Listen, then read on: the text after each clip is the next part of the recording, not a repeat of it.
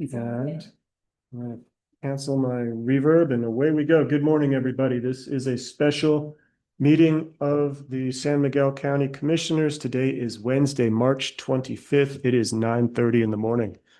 Present in the room are all three commissioners and staff. On the Zoom, we have a few more staff members and members of the public. Welcome, everybody. Commissioners will open with a moment of silence for grounding and gratitude.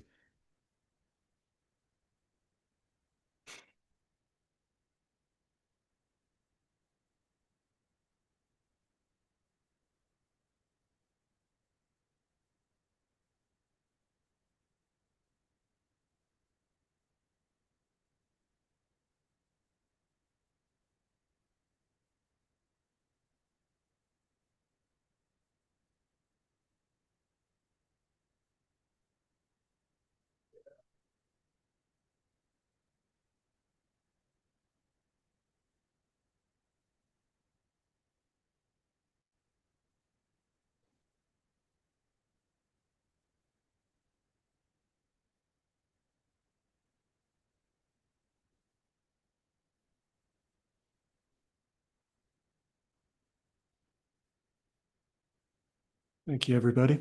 We were lucky to be here. Feel like we could have done that for longer. Yeah. One day we'll just have a blank agenda. Do that all morning. Yeah. All right, we are on to item number 4, a review of today's agenda. Are there any suggested changes to our agenda for today? The only thing I wanted to note is, I can't find, discussion of pending legislation. Yes.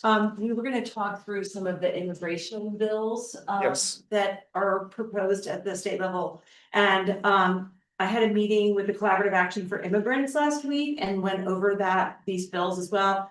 And we decided that we would rather not take an individual county stand on these and just work through the associations that we're a part of, so as not to call undue attention to our county. Excellent. So those we can strike.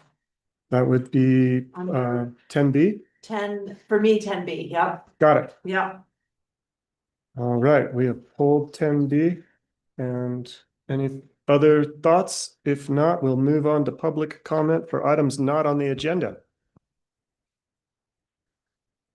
And I don't see any hands in the room.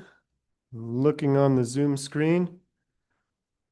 Not seeing any hands up yet, but I do want to give that a moment because I know how hard it can be to hit the right button. And I don't want anyone to miss their chance. Chance is over. And we are now on to the consent agenda, item number 6. Commissioners, do you have anything you'd care to pull from the consent agenda for discussion? Not me.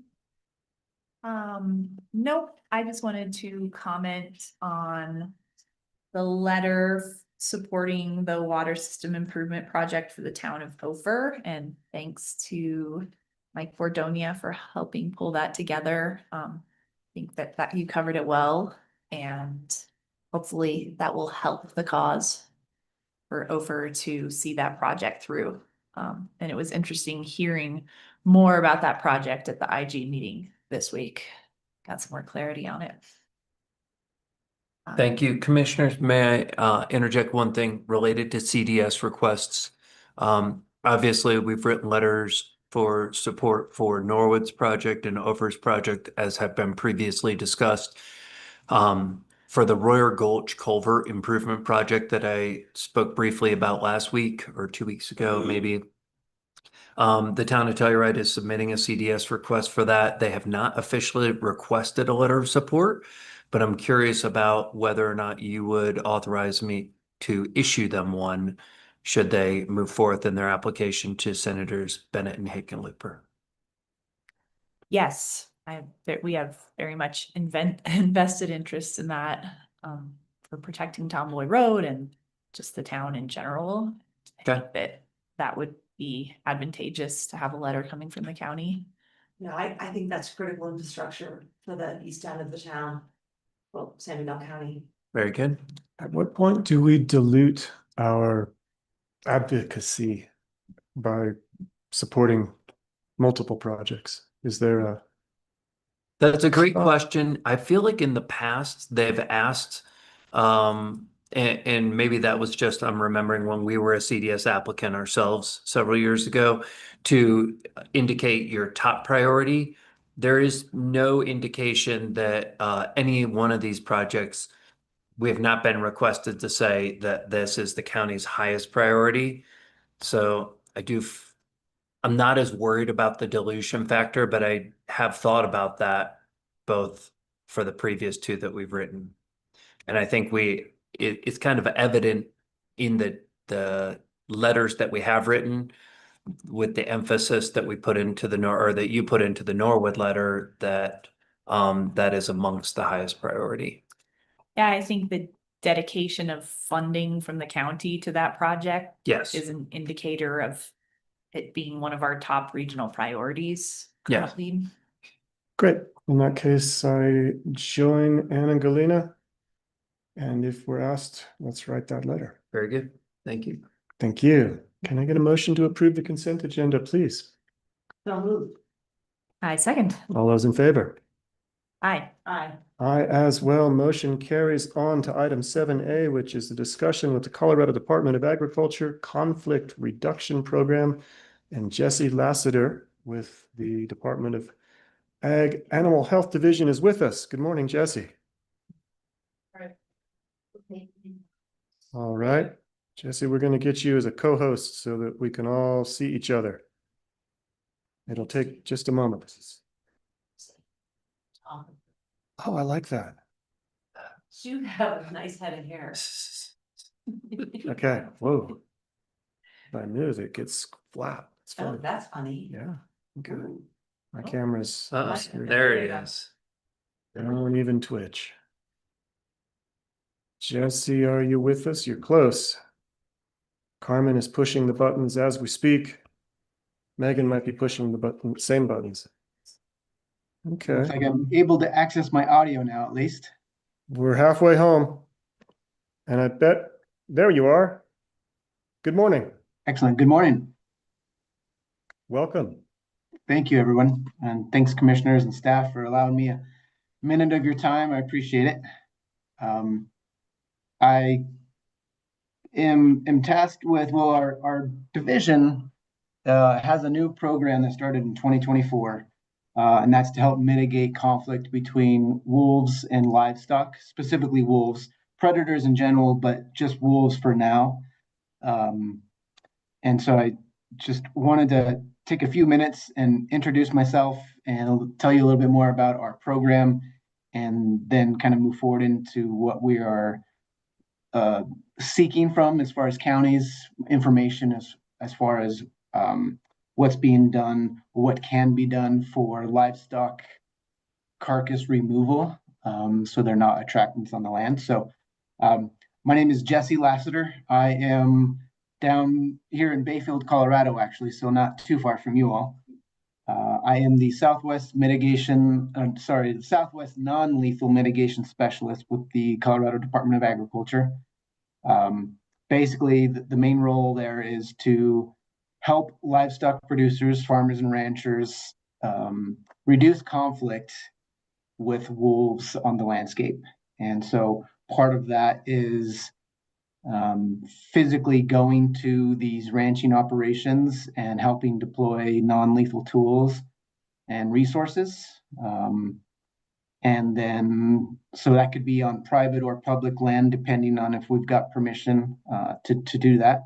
But then also, we are tasked with being out on the land doing range riding or night watch deployments. So literally, staying up all night with these livestock producers. We've got thermal binoculars and watching what the wolves and the livestock are doing and how they're interacting. And so it's very can be very labor intensive when we're on the ground, but then when we're not on the ground, the other task that we're tasked with is going out and doing public outreach education with people around the state and just letting them know about the resources that are available to them with regards to wolf livestock conflict mitigation. So as I mentioned, it's a fairly new program. Our commissioner saw that this would be a potential issue with livestock producers and wanted to have a seat at the table with the other state agencies that are on board. And so they formed this program, and we got funding in 2024. And we've got three full-time staff here with CDA, and myself, Southwest, Northwest, and then our program manager, he's in Mesa County. And we work very closely with CPW staff when we're on the ground, and other agencies, USDA, APHIS, Wildlife Services, and other NGOs as well are at the table when we're going out to, say, deploy a fladgery operation where it's several miles of fladgery. And for those that don't know, fladgery is a defense mechanism that's used to help deter predators, and in this case, wolves specifically. It's a electrified poly wire with ribbons hanging off of it. So it's a fear of something new. Wolves have if they're not familiar with something, they tend to have a little more caution around it. So that's what the flags are there and flapping. And then if they end up getting close enough to it, there's a jolt of electricity that says, hey, this isn't a place that you want to be. And that's kind of right now anyway, through the state agencies, that's kind of the push is we want to. So wolves are canids, they're very intelligent. And so almost the idea or the push is to train them to want to go after natural prey versus the livestock. So if we can, through methods like hazing or other non-lethal tools, if we can deter them enough to where they say, wow, this is a lot of work to get this meal. Maybe I should just go hunt what I've been hunting and not have to put up with all these people giving me a hard time or other things. Maybe they will eventually stick to their natural predation.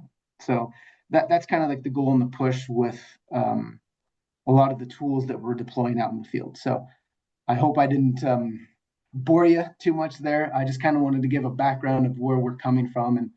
And with CDA specifically, we don't have, so we're not in charge of the program like CPW is, but we're there to assist when and able.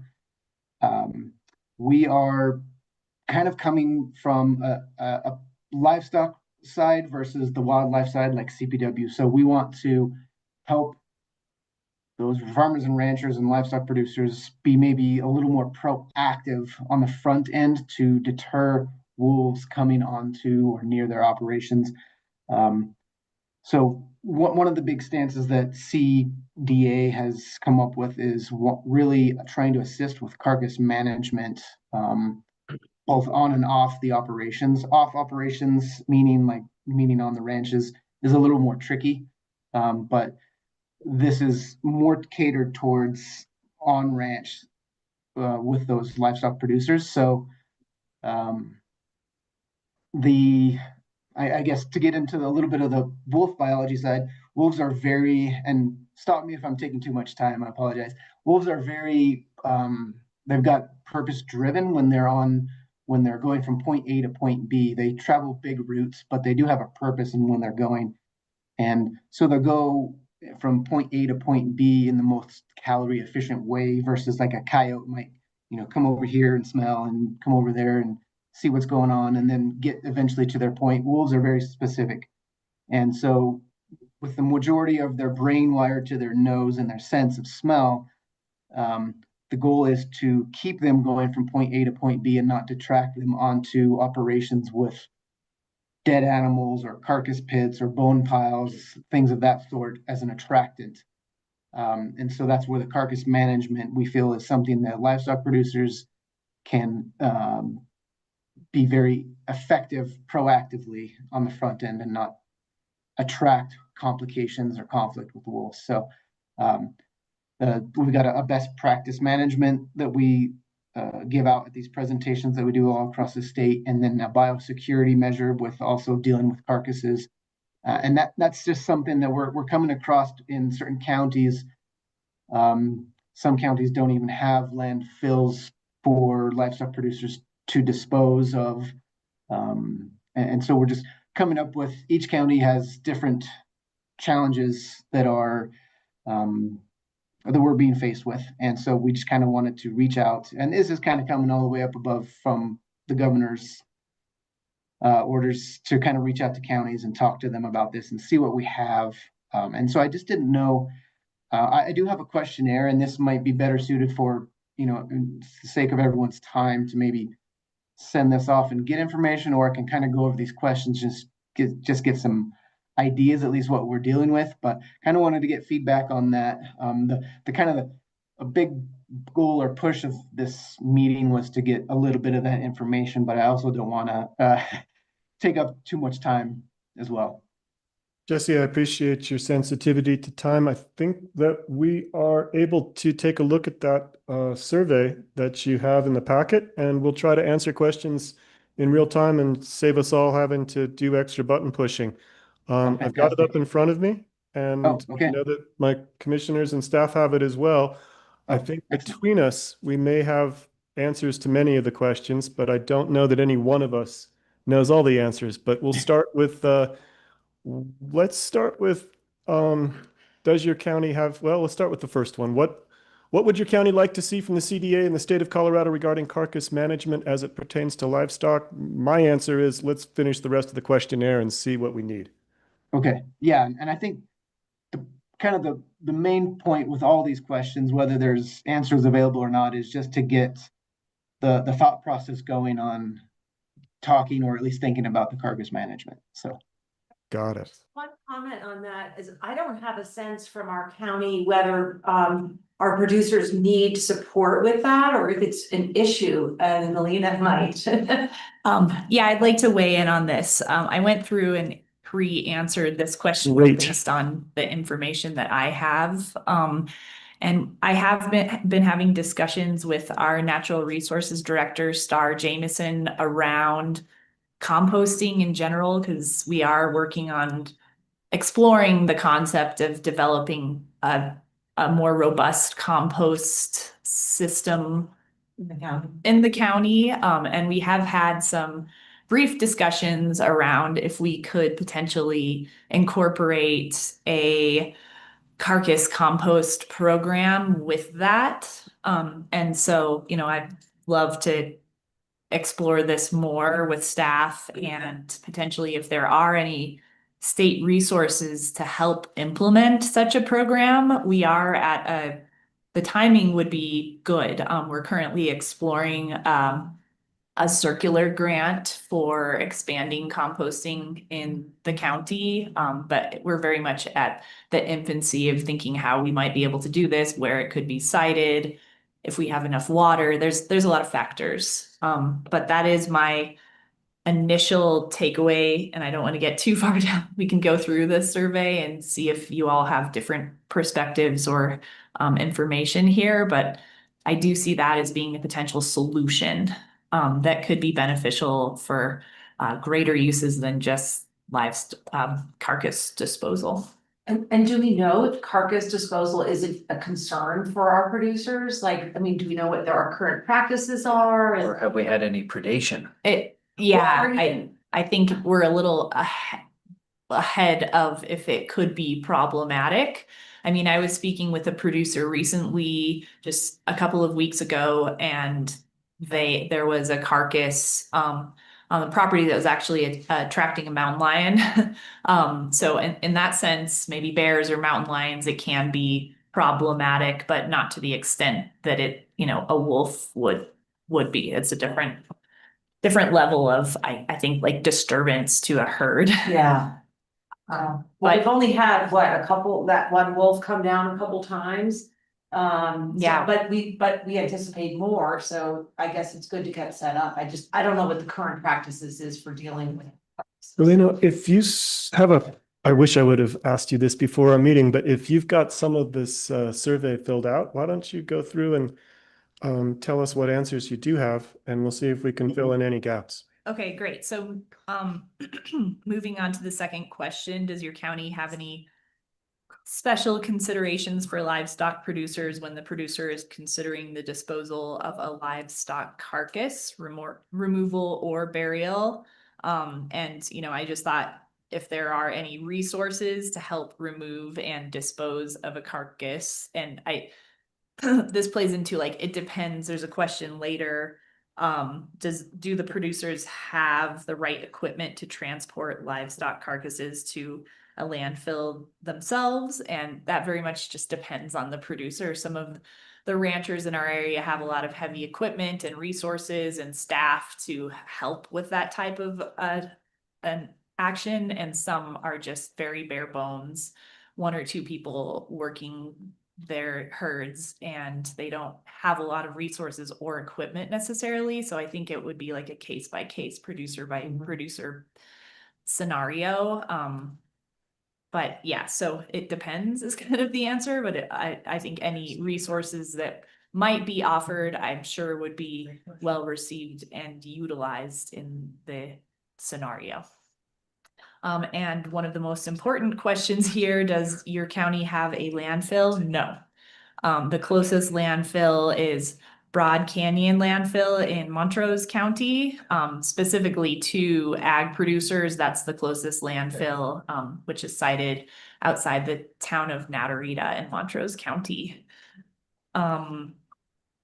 And question for all of us to consider is, would the county consider waiving the fees for livestock carcass disposal?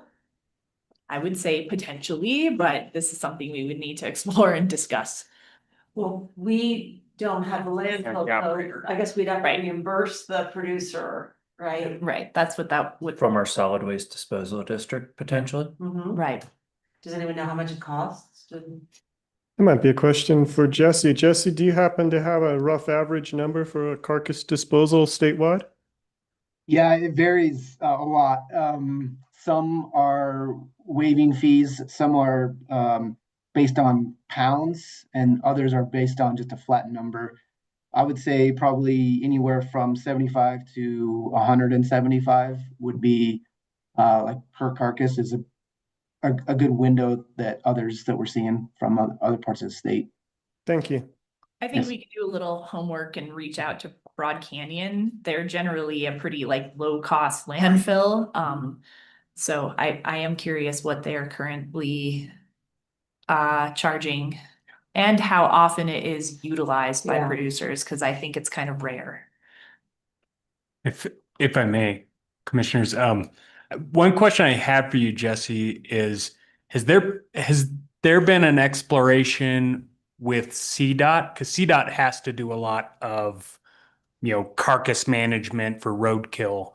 Has that been an avenue that has been looked at for this program, for just partnering with CDOT and using whatever avenue they're using at the same time? Yeah, we have looked at that. For good or bad, some of the stuff that we've exposed while digging into that is in one county in particular, they were just collecting the dead carcasses off the side of the road and literally going to a little place just off the highway on public land and dumping them, which was right next to a larger ranch and was actually causing some issues there. So there, as far as proper carcass management wasn't necessarily being enforced, and that's kind of where the idea or the topic of the composting came up, because up in Montana it's called the Blackfoot Challenge, and it kind of kicked off and started the composting for livestock and other animals, and it's been a great target for others to reach. Now it was shut down for a little bit of time due to biosecurity, because there was a lot of vehicles coming and going, and with that, diseases started to spread. So that's why we concentrated on the biosecurity measures as well, because when you've got diseases spreading, it's not ideal. So, but yes, CDOT, it's brought up at several of the meetings that we go to, and some counties are complaining that they're not even picking up the animals and it's causing a big stink. So there, as of right now, it hasn't been a huge assist or help. Thank you. Context. Glad to know that the CDOT partnership is unlikely. But good question, Jared. But I think then would the county consider waiving the fees? I would say if it's 75 to 175 and we know, we don't think it's happening too often, I would definitely consider reimbursing producers for the use of the Broad Canyon landfill. And it's our solid waste fund well enough funded. Yes. Producers within San Miguel County that Correct. experience predation, yes. Yeah, or it's not just predation though. It's right? just It's- general mortality. Yeah, It's to then avoid predation Okay, after an animal perishes. very good. so delicately stated. Galena, do you have other answers that we can share with Jesse, or are we getting close to what we know? Just one question here. Does the county have any commercial farms that may already have a composting program or landfill? Also, no. All of the farms cited in the county are quite small and might have like small composting systems that support their farm, but not large enough to entertain incorporating carcass composting. And not to my knowledge, there is not a local dead truck company in our area either. And I do think that, and I was gonna reach out to Annika Christensen, our CSU Extension Director, and just get some more beta from her. But to my knowledge, there is pretty minimal the amount of dead livestock that our county has in a calendar year. You know, we have a certain amount of ag producers, but it's pretty small in San Miguel County. But that said, we still do have ranchers with you know, it's a portion of our county. So it's not nothing. And I think if wolf populations started to increase in San Miguel County, this could become something that is a forefront issue. And so I think it's good to be having the discussion now. But you know, Star Jameson, our natural resources director, has been looking into composting. And if we got to a point where we thought having a carcass disposal within that system could make sense, then we would certainly entertain it. Jesse, do you have any ability to work with the local extension offices in counties? Is that how we get the word out to producers about best practices for carcass Yes. disposal? Yeah, I've actually worked with Annika before, and we work with other extensions throughout the county or the state, sorry. Yeah, so we do. Okay. Well, it sounds like maybe for next steps, the first step is to contact Annika and give her the information that you've given us about best practices. And simultaneously, we will check in with Montrose County about Broad Canyon as a potential landfill site and make sure that they, one, accept carcasses and two, get a price. And then hopefully be able to share that information with Annika so she can get it to producers. Because as you've clearly outlined, the best practice is to not just bury or try to cover a carcass, but to actually remove it to a fenced area with appropriate security. So we'll work on getting answers, more complete answers, and we'll rely on Annika to get the word out to our producers. Question mark? What do you think, gang? Yes, definitely. I think the question is who's who's gonna, you know, reach out to Montrose County? Is that something staff could do for us? Or should we ask Annika to do that? Being staff or? Good question. It seems like a pretty easy phone call, email Yeah. request. I'm happy to take that on myself if no one else is raising their hand. I will do it. Boom. It's easy Galena, enough. you got it. Make that phone call and it's something I'd like to know, and Okay. I'll share it and follow up with Annika. Okay. Thank you. And then do we want to include in that, maybe we need a motion for this or something, that the county would reimburse San Miguel County producers if indeed the Broad Canyon Let's wait and see if it's even an option before we Yeah, Okay. make a yeah, I'd decision. like to wait and see cost as well and Okay. analyze that. And it would be handy to know how many carcasses we might be handling in a year. If we had a rough average from Annika or somebody, is it a dozen? Is it 3? Is it 57?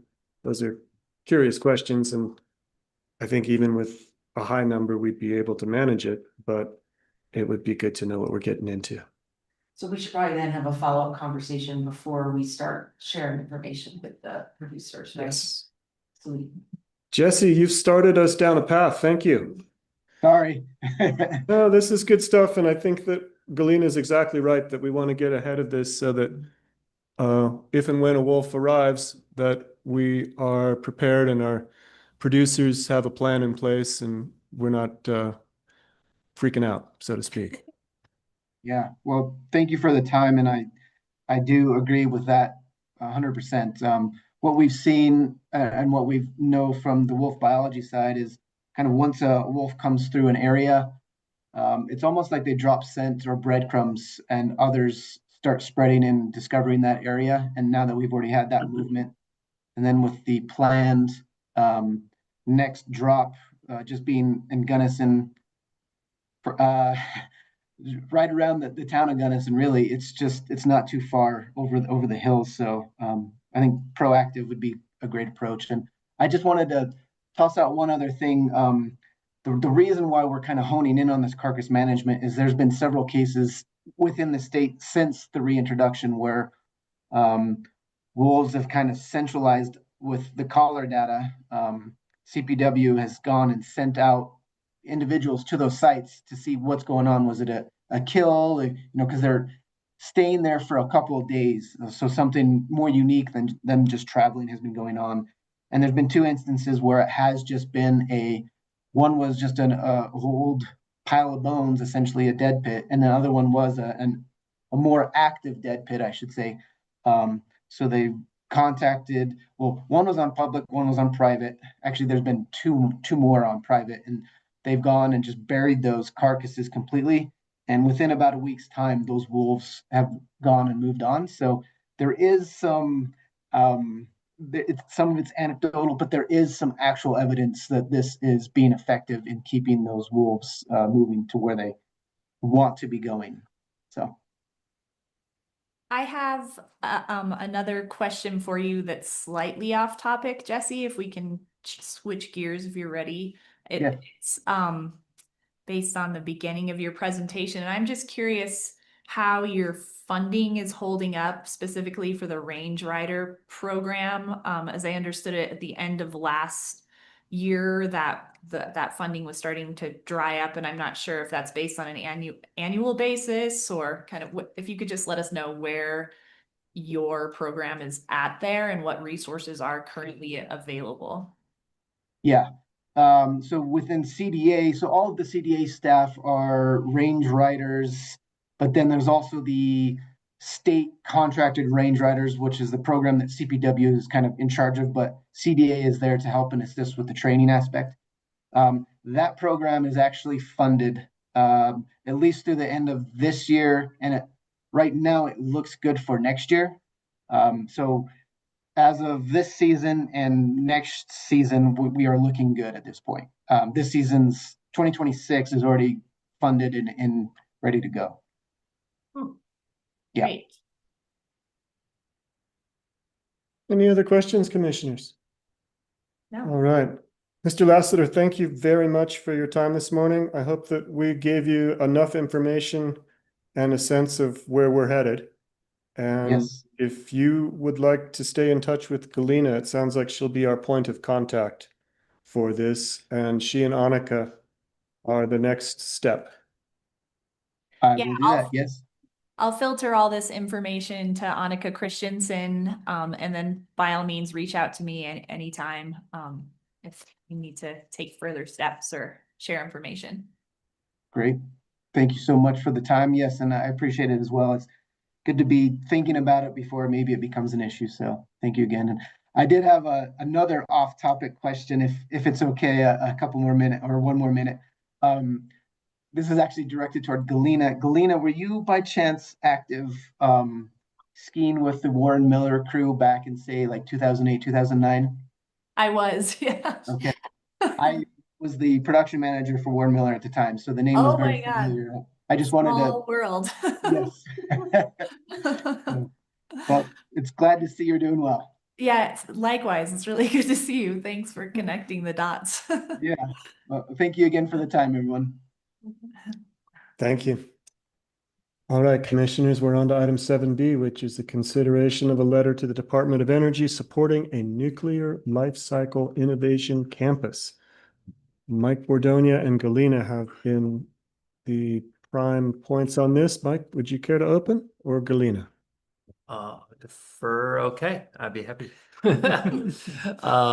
So this was from the meeting that Commissioner Gleason and I attended about 2 weeks ago with Montrose and Uray counties to explore the willingness of supporting an application from a gentleman, Matt Solomon, who has been drafting a response to the request for information to house a nuclear life cycle campus or innovation campus somewhere within Western Colorado. It was not specific to San Miguel or Montrose or even Uray counties, but the concept that Matt put forward was that we would work in partnership, given our production or mining activities that occur in the west end of Montrose County and San Miguel counties, and that we would likely be trying to see if we can get to the next step of a conversation. It's not that this is not a request for proposal response. This is simply the first exploration step, because the federal government has indicated that they wish to create several of these campuses around the United States. We know that the state of Utah has already drafted and perhaps submitted a response to that RFI. And the concept was for Western Colorado to work with potentially Wyoming or Idaho and other states to house different parts of what would eventually be a campus that would look at all facets of nuclear energy, both for, I think the primary, as I understood it, goal was for the generation of use of nuclear power, but it could be also how we're going to house depleted uranium, how we're going to deal with production, as well as the scientific aspects of exploring how nuclear power might be a part of our carbon reduction plan and the national security. And so I spoke subsequently with Commissioner Sue Hansen, and she shared Montrose's draft letter of support. I used that as a basis for the draft letter that's in your packet to indicate our potential support if the board is interested in continuing this conversation and supporting Montrose County and our region in having a conversation with the federal government should they move forward. Please fill in what I've missed. Oh, that was a great synopsis. Yeah, I mean, I don't really have anything to add in addition to that. I think it's still unknown whether Governor Polis is going to support this initiative, and that is a huge hinge pin here. Yes. And that it's a prerequisite that there's gubernatorial support.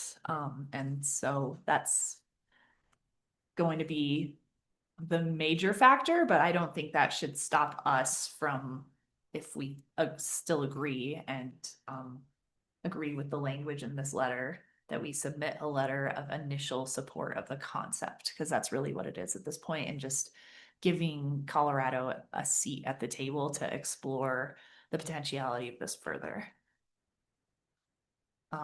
I think the letter is good. I do have a question whether we want to incorporate any more language about responsibility of this potential undertaking.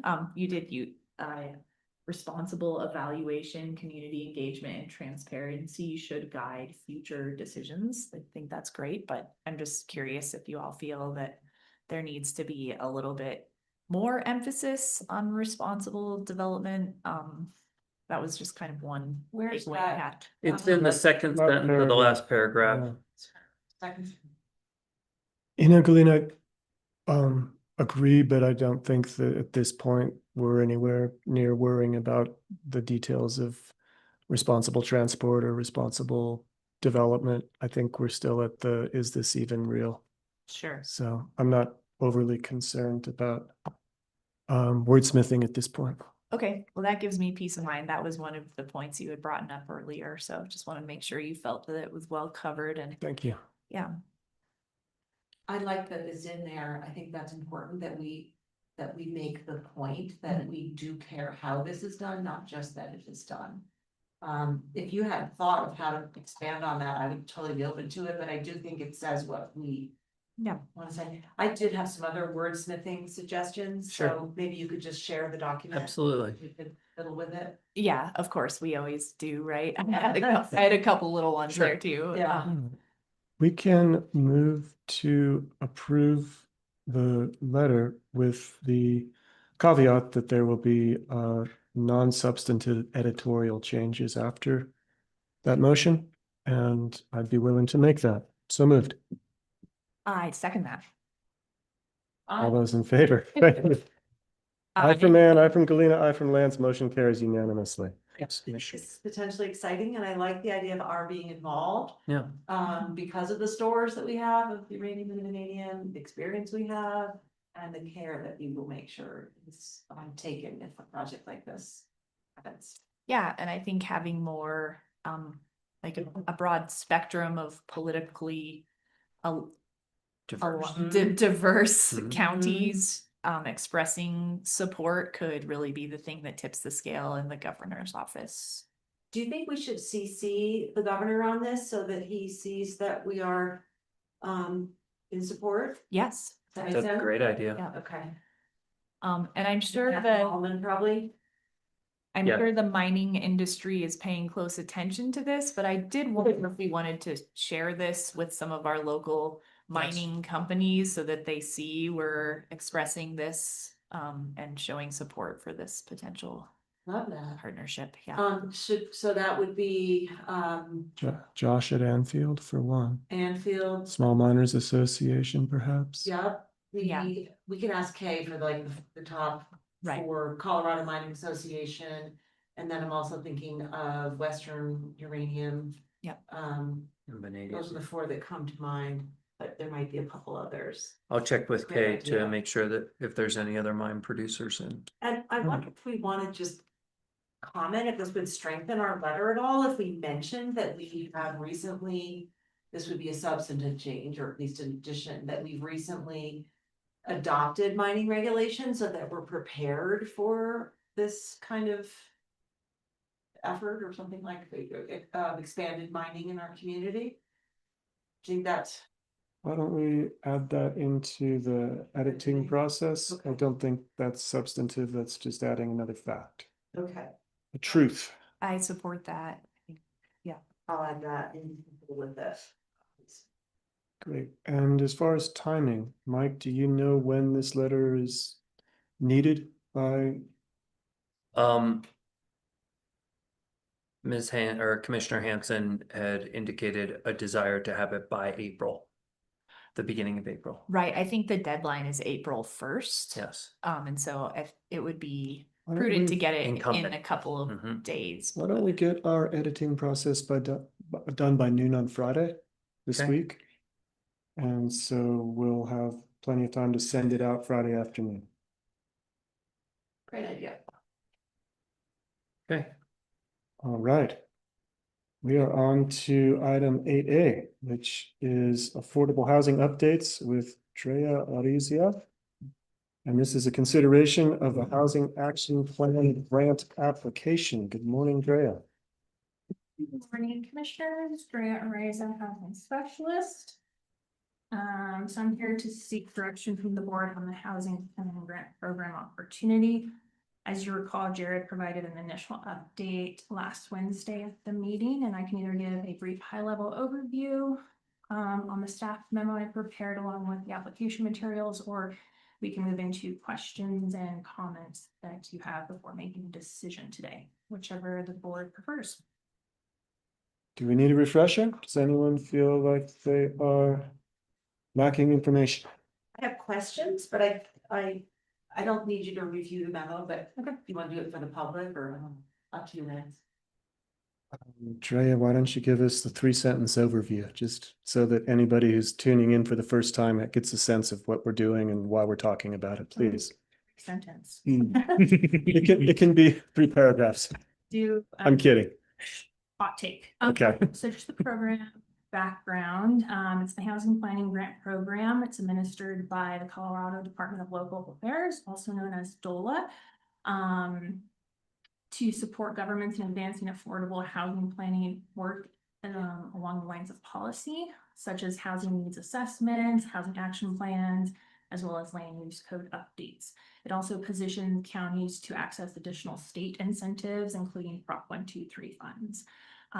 So eligibility requirements, this is open to municipalities, counties, regional entities. There is a 25% local match based on the total project cost. Let's see, what else do I want to highlight? So the application window for this 4th round opened up on March 2nd, and it closes on 5 p.m. on March 30th, 2026.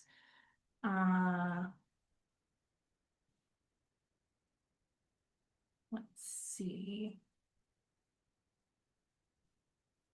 Jared and I did reach out to the town of Mountain Village and the town of Telluride to inquire about their interest. At this time, they've decided to move forward with their own processes on a housing action plan. So this would be solely for the county focused application rather than a joint regional one.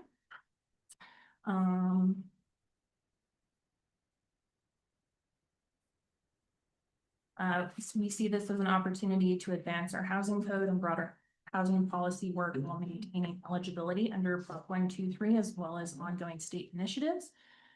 If awarded, the grant would allow us to fund consultant services and related planning work without placing additional strain on our budget.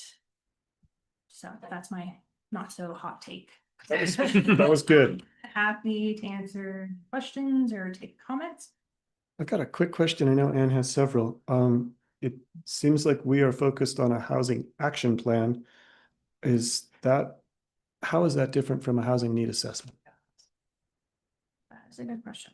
So the housing needs assessment report, I'm gonna back up a little bit. So the housing needs assessment report shows like the housing gap. So Yes. that need of what we need for catch up. So in simpler terms, the housing needs assessment provides the data on the housing gap.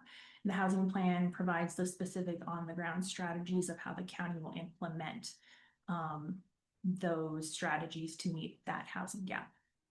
Got it. And our current housing needs assessment is from 2018, 2023, 2025. Yeah, we just. Good, we Right got here. that done. Right. Yeah. Thank you. Okay, then I am excited about the housing action plan as the next step. I was concerned that we might be working with old data. Appreciate that. Anne, your turn. Can you just give me a little better idea about what the housing action plan would include? You said strategies for addressing the housing gap determined by the housing needs assessment, but is that like re-identifying parcels? Are we like, what would we even say in that? Do you wanna? I'll Jump in a little see bit. if I can. Sure. The concept of the housing action plan is, as Drea mentioned, we've identified our gap. So what are specific efforts we can undertake to kind of attack that gap, right? Okay. So I expect conducting this housing action plan will identify a lot of things we're already working on. Okay. Right. So it will say identifying parcels as we've done in a study a couple of years back, identifying other resource constraints that exist in order to look at solutions to, again, attack the gap in some way of our affordable housing need. And so, it is just another more focused effort of saying, and as Drea said, in this case, we would be very county centric. We'd be talking about unincorporated, even though in our outreach with both Drew at the town of Mountain Village and James at the town of Telluride, we all agreed that we want our housing action plans to work together because we do have a regional kind of need. And if one of us does some work, it would make a lot of sense for us to find those, efficiencies of working together.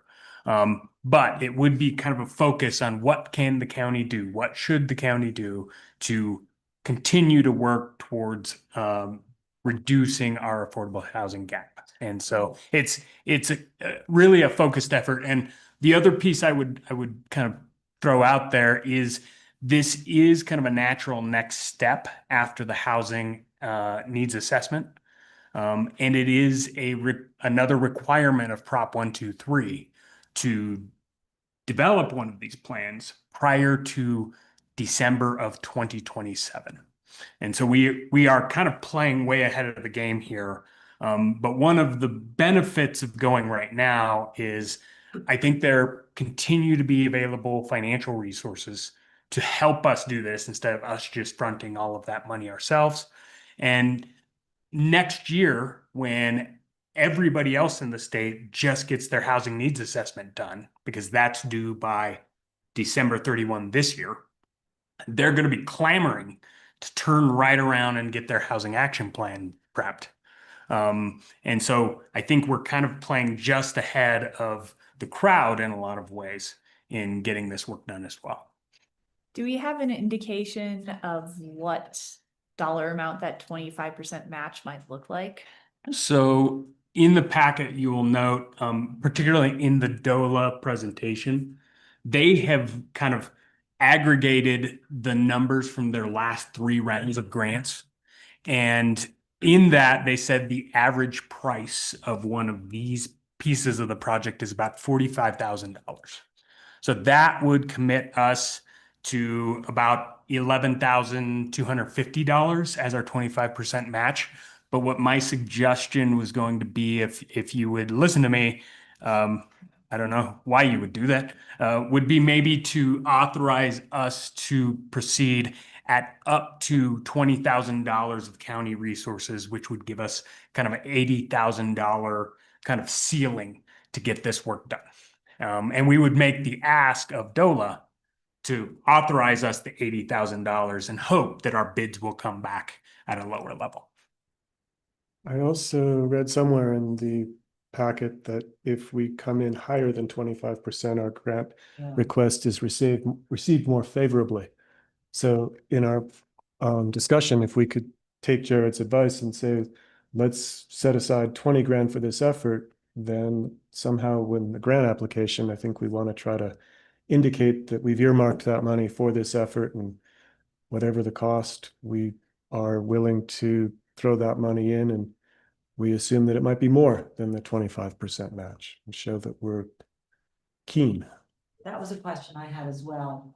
Do you think we should pledge to match more than 25? That increase our chances. I said that a couple times, but maybe that's just, is that how you believe that is important? I think it's nice, right? I've sat across the table on these kind of things before, and it's a nice thing. It really depends on how many applications they get, right? They've got $8.5 million this round to fund these things. And so, that could be quite a few housing action plans. And I know in their case, they're doing housing action plans and housing needs assessments and all of these things. So I think we could make that pledge, and that'll be a nice to have. But a lot of this really will depend, us getting the resources really will depend on, is this a really competitive grant round or not? And there is a little bit of an indicator to me that it may not be as competitive, or they haven't gotten as many apps as they have wanted so far, because they keep calling and saying, hey, everybody, did you get your grant in? And so that's just me reading tea leaves a little bit, but I feel like if we proceeded with a $20,000 commitment, that we will have a pretty good shot. So Thank you, Jared. Mike? The future looks bright in your tea leaves. mhm. I want to put you on the spot for a second because I know you've evaluated a lot of grants Mhm. and I was a grant reviewer for State Trails OHV for years. And when there was a tick box, often, did the applicant meet the minimum match? And then there was a separate one that said, did they pledge over the minimum match? Mhm. And so even if we were to say 30,000 instead of 25, my question to you is it possible that they would have a similar rubric and that just by a mere 5,000 more, we could get an additional point in the criteria of that rubric? It's possible. Possible, yes. Okay. So, and given the health of our housing fund balance, I think that might be a wise extra potential 5,000 to spend if it could put us in a more preferential position. So to go from a 25% to a 30% match? Or what was the actual dollar amount you proposed there? I had proposed 20,000. Okay, so maybe you're proposing 25,000 so that it is getting over that percentage threshold. I would be supportive of that. Support that, unless Jared thinks it's just a waste of money. I'm going to try to maximize what we get from them Mhm. first. And if we get to leave a little bit of this money in our bank account, great. So So then you want 25,000? Is that what we would suggest? Up to 25? Up to 25 seems like how Jared's indicating he's gonna write this crafty grant application. Dre is Um, right. So. Dre is writing it. Team effort. Are you feeling crafty? Because if you're not, Jared's gonna do that. I had another two quick questions, I think. Mhm. If I read in here about due the end of this year, that one of our plans has to incorporate strategic growth and water supply elements. What is that all about? And are we on top of that? I'll go ahead and take this one. So we are ahead of this already because of kind of the timing of a lot of our things that have come together, right? Our housing needs assessment included some evaluation of, resources, some of those limitations. And we also had the East End Master Plan, which identified a lot of the same things as well. So in DOLA's analysis of our housing needs assessment, they were satisfied with our with our strategic growth planning items, that main one being water and a few other things, because we referenced in that housing needs assessment some of our other plans. Okay. I do think there's a perpetual linkage between housing, as we know, and the other natural resources and utilities that are necessary to serve that housing.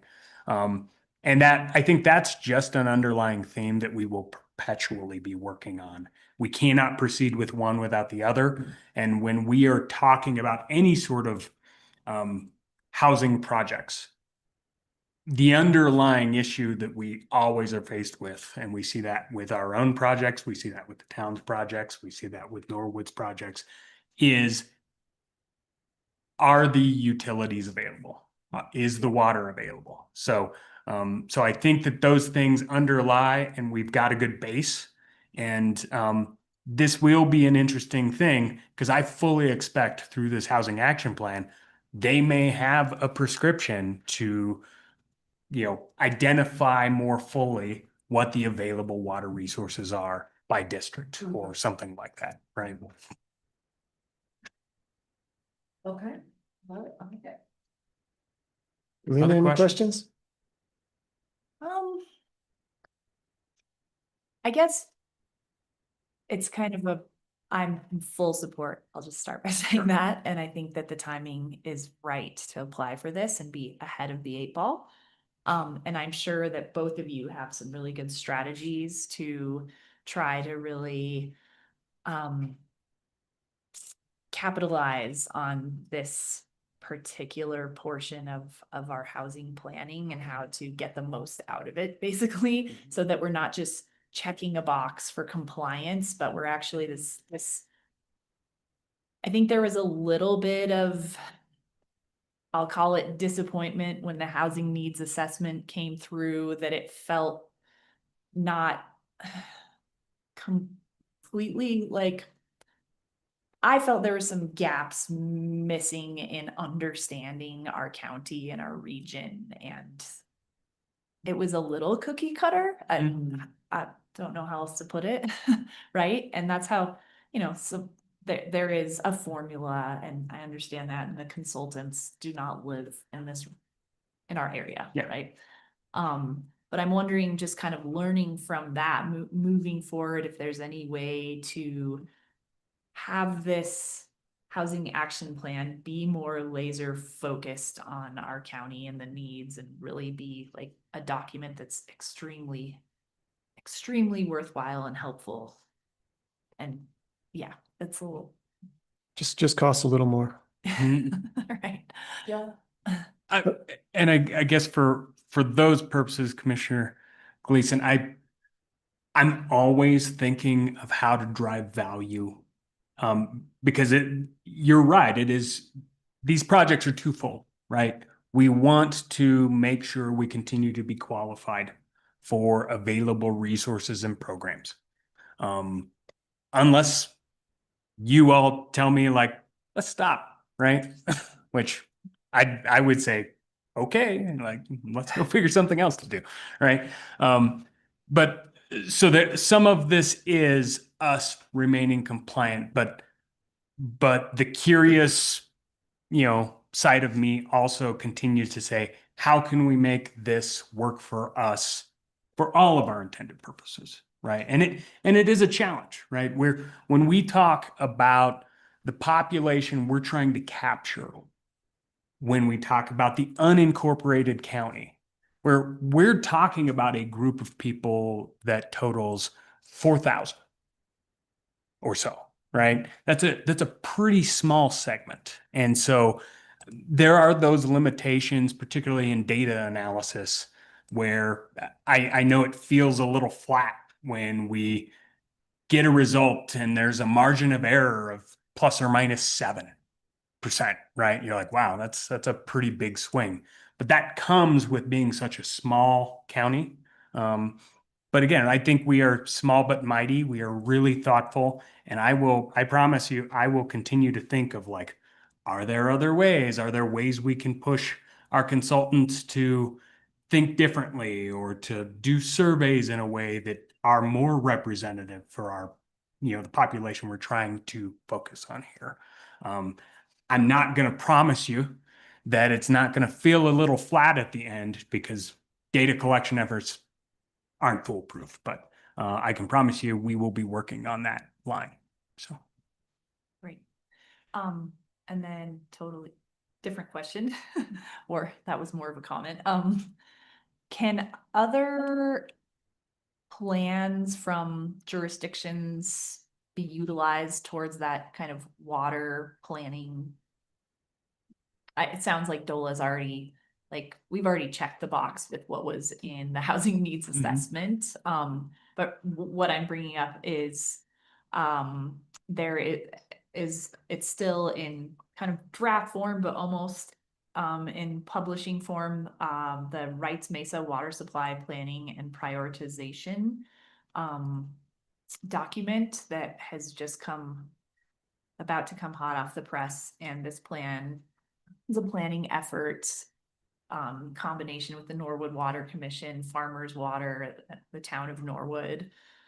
The planning effort to prioritize water infrastructure investments for Wrights Mesa, and a pretty robust plan around water planning for the future, taking into consideration projected population increase and needs of the region. And so I just kind of wanted to put this on the radar. This just came on my desk in the last several days, and I will share it, but it could be utilized as a resource because the Rights Mesa master plan is at this point pretty much outdated. Mhm. And this is some kind of updated information that could be utilized until the county is able to implement updating the Rights Mesa master plan. So. And just in response to that, Commissioner Gleason, absolutely. I think the kind of overlapping of all of these resources is the design, is the intent, right? It would be silly for us as a county to go and be bullheaded and just try and make our own water plan. You know, we are really using the other water resource plans from the town of Telluride, the town of Mountain Village, the town of Norwood, which this would be the case, right? And so I fully expect that that document being really fresh is going to be great because we can kind of integrate that into the discussion, particularly when we talk about Rights Mesa, West End kind of focus. So Great. Well, I'll share it with you. Excellent. If we don't have any other questions, I do see a hand up from the public. It's a phone number. And I am going to ask Carmen to unmute 970-779-1132.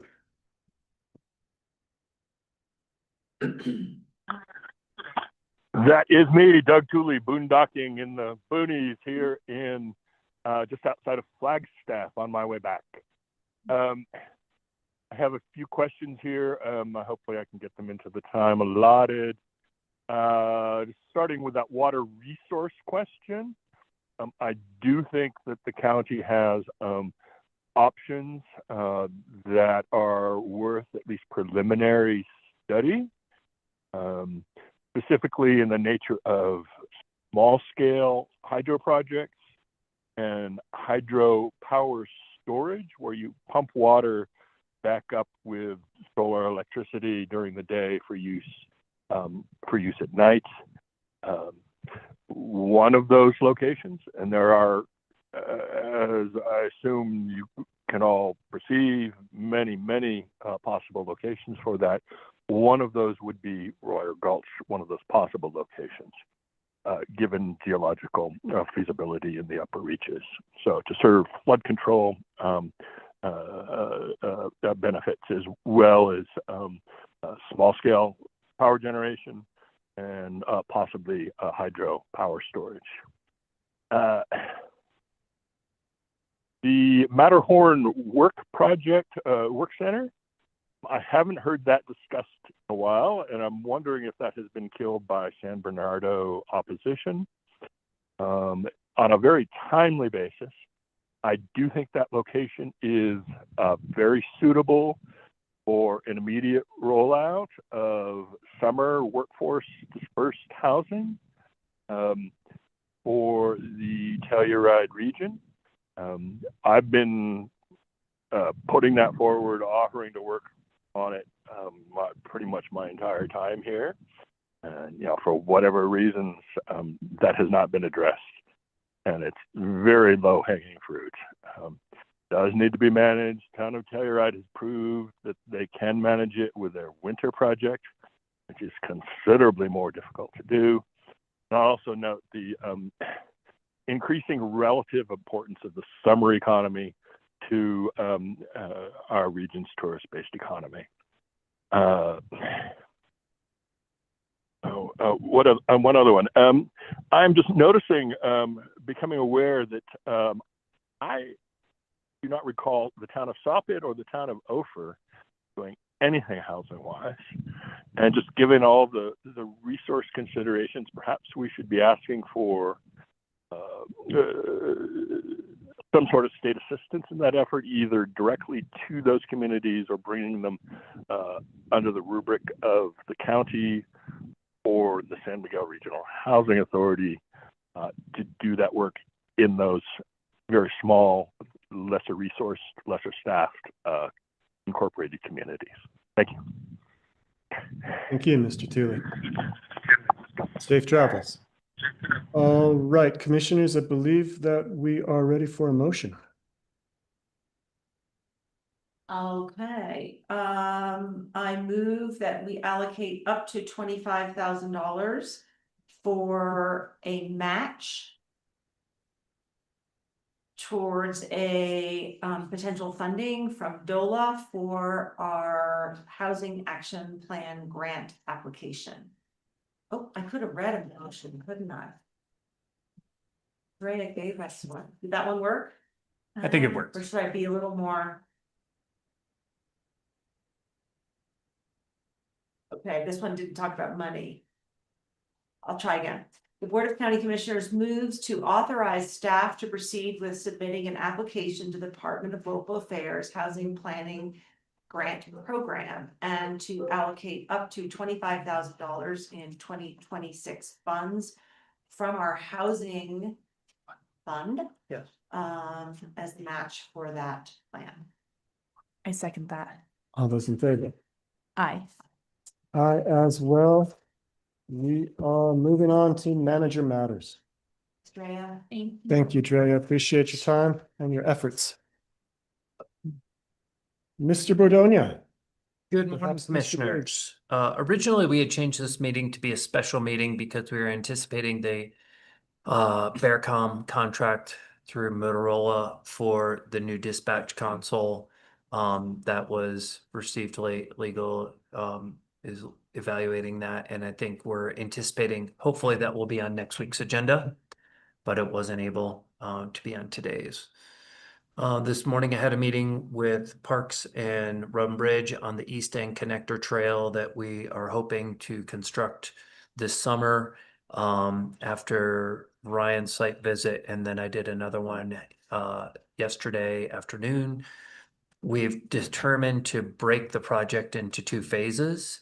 Rather than creating a series of crosswalks and diverting traffic to the north side, it is preferable that we could keep all the traffic from the current terminus of the Idorado Legacy Trail on the south side of the road, keeping all the pedestrian and bike traffic on one side of the road without crossing back and forth.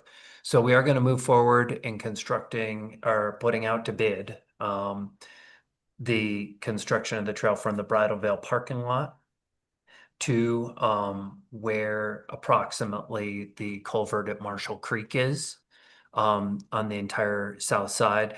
There are going to be some needs to create retaining walls or retaining gabion baskets and to widen the surface on the south side, potentially some engineering. So I've asked for that to be pulled out of the scope for construction this summer. Let's get cost estimates. Let's understand how big a project that will be. In the meantime, we're going to add additional signage such as blinking signage to indicate to motorists that this is a high pedestrian area. I was out there yesterday and there was already 8 vehicles and people walking around going up the pass because it is it's melting quickly. Yes. Can you share the reason for moving the trail to the south side from the original north side plan? The original plan would have the trail currently terminates on the south side of the road. Right. We would have had a crosswalk, and we were I know I was concerned. Well, we were all concerned of how we could indicate to motorists that there would be pedestrians crossing. Then they would have gone for a short section on the north side of the road and then a crosswalk back to the south side of the road. And then we had some line of sight concerns with the building that is there for Idorado. And we also understand that people typically just walk the path of least resistance, even if we wanted them to cross the road, take this longer, more out of the way route to get to where they were going. We think it's likely that a portion of the public is still just going to be walking in the road. So rather than creating putting in infrastructure that ultimately would only be temporary, we decided, and we are going to still put out to bid both pieces, but I'm anticipating that secondary piece that requires retaining walls and additional engineering is going to make the budget substantially higher. So if we do get bids that cover both pieces of that, obviously we'll be coming back to the commissioners to see if you would authorize that from the Parks and Open Space Fund. But And what are the 2 pieces? the one is from Marshall Creek on the south side to widen and have a 6-foot wide pedestrian and bike trail that goes all the way to the Bridal Veil parking. It's approximately half a mile. Okay. between a quarter and a half mile. That part we're still gonna move forward with. And then the other part, that would keep the trail entirely on the south side of the road, we're going to get bid numbers for, but I'm just giving you a heads up. I think that's likely to take more time and be something for next summer. Maybe you could show me a map later. Absolutely. That'd be great. Be Okay. happy to. So I guess what I'm hearing is, if we want to keep it on the south side, which makes sense for all the reasons you said, Yeah, it's gonna require more engineering, more Yes. time, more expense. yes. So you're considering just building part of it this summer? That's correct. And Janet was curious about what Road and Bridge could do as far as in-kind assistance. And Ryan, when talking about Road and Bridge's scheduled projects, it would be something that couldn't happen in their schedule until later in the summer, which is somewhat defeating of our purpose of trying to have this in as early as possible in the summer. So we'll probably build part of it, and then Yes. people will have to continue on the road for part of it, but. Oh, they can less still than take that north side trail and they'll be on the edge of the road, but we're gonna add additional signage to let vehicles know. So we're gonna build a part of it on the north side. The Or north already side is. portion's already built. Okay, thank you. But Ryan was explaining to Janet the requirements for crosswalks and that they have to terminate. They can't terminate in a parking area. They have to terminate in specific areas. So I think that was some new information that changed how she was thinking about the project. And is Idorado gonna support this at all? They are, and we have a draft MOU with them that Moore is reviewing. In addition, they're pledging up to $50,000 towards the construction of the trail. I still want to move forward with that MOU that would, or the easement agreement, sorry. We already have easements on a portions of this, but this would be to clean up and have the entirety of the trail in a revocable easement, as well as the entirety of the Brattleville parking area would be under the county's control and maintenance. We would be providing them insurance as we currently do, or naming them as additional insurer, not providing them insurance. So I've already reached out to CTSI to make sure that they would be comfortable with adding this to our CAP policy. It's no additional cost for that coverage, but it is one of the requirements that Idorado has. Great. I was able to meet with Maureen Pellison and Aaron Spillane from the Telluride Times. I think most of you know their announcement that they're going to be discontinuing the Norwood Post. Next week will be the last edition of the Norwood Post, and they'll be including that within the regular Telluride Times weekly newspaper. That doesn't change anything as far as our advertising and legal noticing requirements. Well, they'll continue to be through the Telluride Times.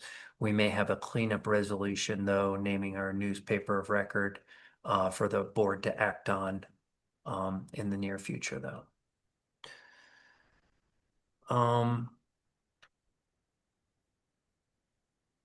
You know that you have your joint planning commission meeting tomorrow regarding expedited review. I will be covering this. What? And forestry practices. I'm sorry, I forgot that name since we stopped calling it logging. I'll be covering the CCI steering committee during tomorrow while Commissioner Brown is attending that meeting, and then again on Friday afternoon. There will be no planning commission meeting in April. The wedding event venue up on Specie Mesa and some other items will be occurring at their May meeting. Obviously, our next regular meeting is on April 1st, but then no regular or work session meetings on April 4th or April 8th or 15th. And at this meeting on April 1st, Ryan Rigetti, he has a meeting today or actually it's tomorrow with San Juan Public Works regarding the Ophir Gate at the top of the pass. And he'll be ready to speak to an update on the overpass gate at next Wednesday's meeting. Last week, we had our lodging tax panel meeting, and we learned that collections in the unincorporated R1 area are down fairly substantially, over 20%, close to 28% down. We're still waiting for our fourth quarter adjustments that sometimes bolster up that number. But in a happy note, R2 area, Norwood, Wrights Mesa area collections are up substantially. And we're trying to speak to Carrie Bentler to understand what the change is. And I think there's a lot of construction people that are renting spaces and or short-term lodging during the week she spoke of, and then going home on the weekends. But their collections are up almost 28%. So that's great for the Norwood Chamber and the revenues that they're able to receive from that. I also know you were all at the intergovernmental meeting. Actually, Commissioner Brown wasn't able to be, but I won't steal any thunder you may have from that intergovernmental meeting, but I know we're looking at another intergovernmental meeting on May 11th, I believe it is, from 1:30 to 2:30. SMRHA, I know it's looking a little further out, is going to be at Monday, April 6th at 1 p.m. I will be out on Tuesday and Wednesday, the 31st and April 1st. So sadly, I won't be joining you for next Wednesday's commissioner meeting, but I will dance for all of you. And lastly, Mountain Village submitted a CDS request and asked for the town managers and myself to sign on, just recontinuing our commitment where the board had previously pledged to contribute to a Meadows underpass should they receive a significant amount of grant funding. The project is dependent on that grant funding. So if the CDS is not received and or there is not substantial outside grant funding, the project will continue to stay on hold.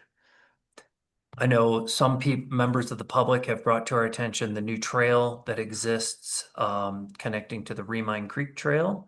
And that was constructed by representatives of Genesee and as a part of the Society Term Project. I have some concern about the terminus location of that. I know that CDOT had approved that, but I know I've spoken with some of you individually about that concern, because I'm worried that it puts cyclists entering and exiting in a more congested area of the highway there. So at a minimum, asking CDOT to improve and move their signage so that vehicular traffic understands that there could be cyclists coming out onto the road shortly after the two lanes merge as they head west. Would you consider asking them to adjust the trail? Because the way you I would. described it to me sounds quite dangerous.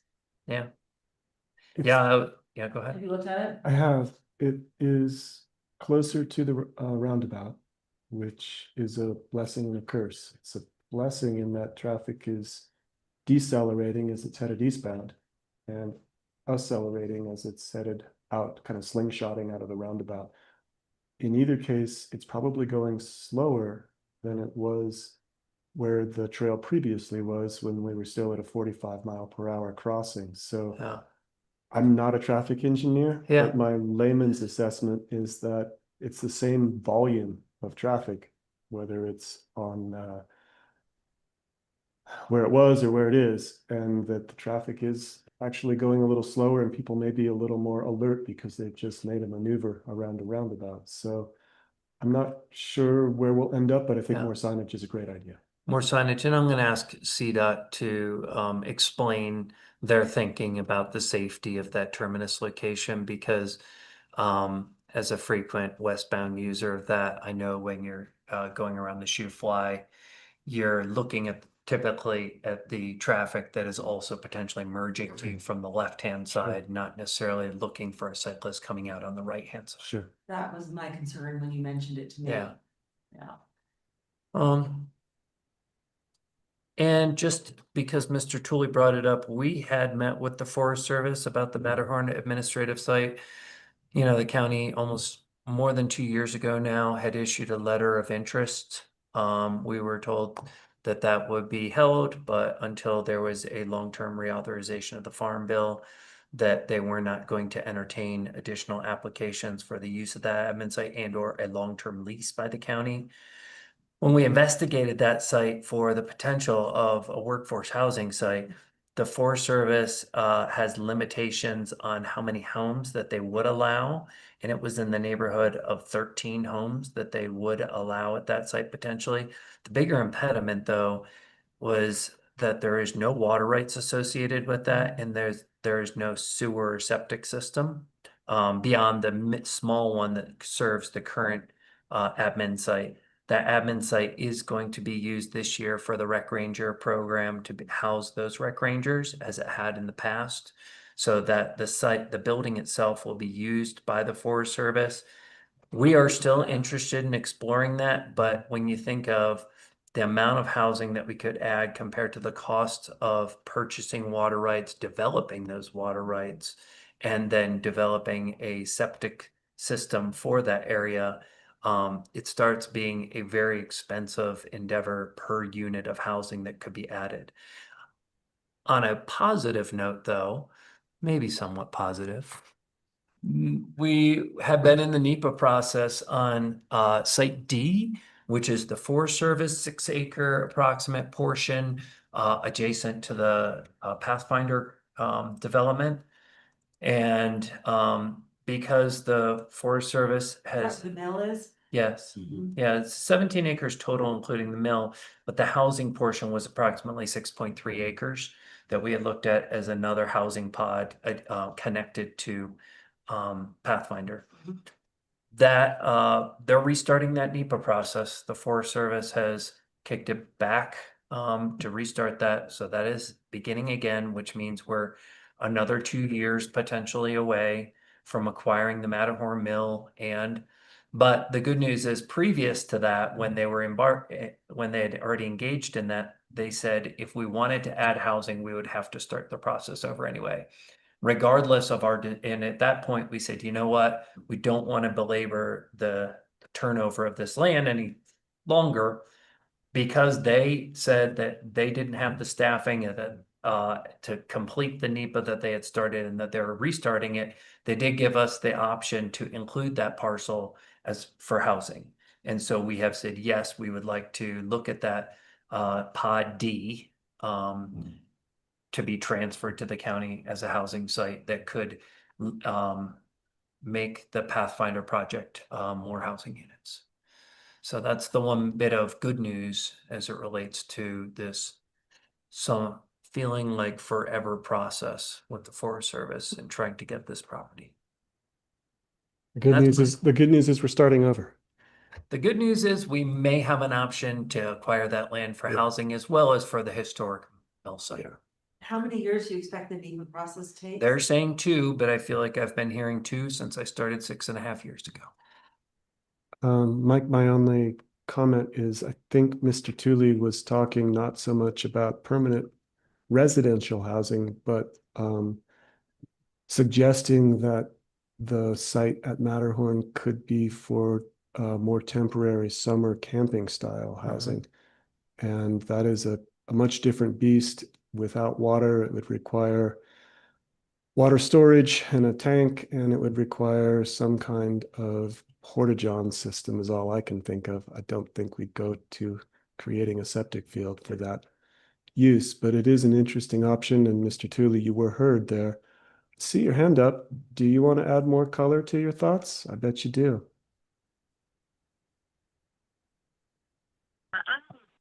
Yes, Doug Tooley again. Well, to be clear, I see workforce housing as a transition to permanent housing construction there, and one that can be done on a shorter term basis. The fact that the Rec Rangers are located there is a plus. There is septic service currently at the adjacent Matterhorn campgrounds, and that is feasible. As you're well aware, Commissioner Waring, that is a winter recreation site for cross-country skiing, including the, was it the Butch Cassidy ski race. And, additional infrastructure development there would benefit that recreational use as well. Possible additional recreational opportunities there as well from any infrastructure improvements, such as mountain biking during the summer months and hiking, of course. It's a beautiful location, and it's good to hear from Mike on what the status is. And I'm suggesting the summer work camp as a interim solution to that final goal, which seems to be the long-term plan. Thank you. Appreciate the clarification. All right, Very good. Mike, is there anything else you'd like to share with us? No, thank you. All right, Mr. Biggs, do you have anything for us today?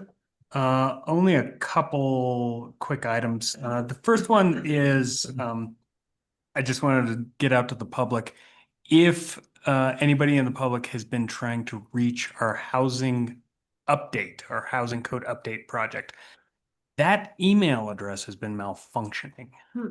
And so we have received some of those messages. We have not received others we have found. And thank you to those who have been persistent saying, you guys didn't respond, and we didn't respond because we're ferreting out why this email address is malfunctioning.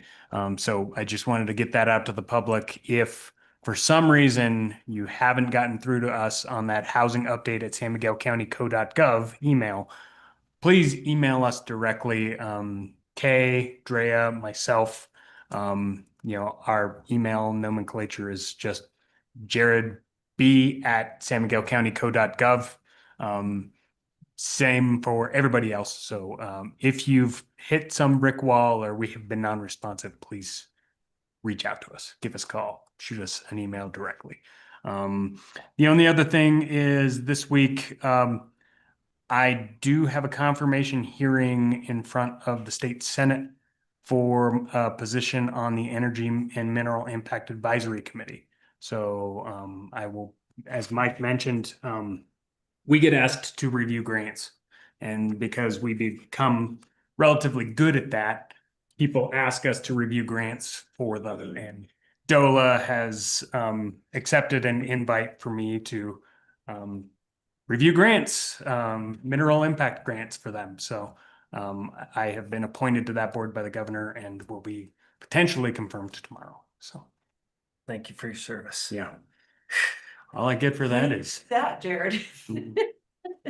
Canyon City, I think, is going to be the first week of May. So I will be taking a couple days and reviewing a bunch of grants and coming back. And again, these grant rounds regrettably are fewer and further between right now because the state doesn't have as much funding, but there is that $15 million grant cycle that I'll be participating in. And but it does also mean that if we have a grant application, I just recuse myself from that board. So Thank you for that extra level of service. Yeah. And because I'm jealous of Jared, I'll just add on that on Wednesday afternoon and Thursday morning, the 8th and 9th of April, I'll be at the El Pomar regional meeting. We'll be hopefully giving out more money to San Miguel County nonprofits. Thank you both. Thank you. All right, commissioners, we're on to item number 10, which is commissioner updates. Commissioner Brown, do you have anything you'd care? Commissioner Gleason's got her hand up. You go first. Request a 5-minute recess. Recess it is. Let's return at 11:10. Get the sea salt today.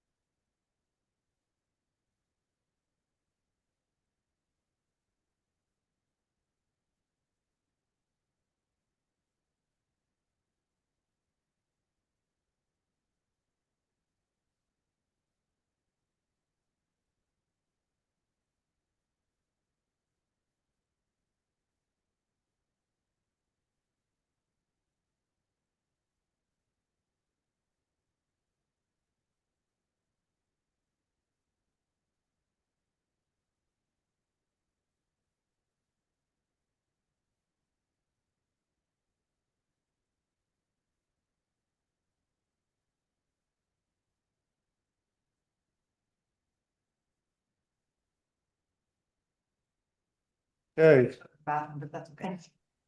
do Okay, I you gotta want to go make back. a sprint? I might, yeah, do you mind? Nope, That I- we're gonna, I want you to be comfortable.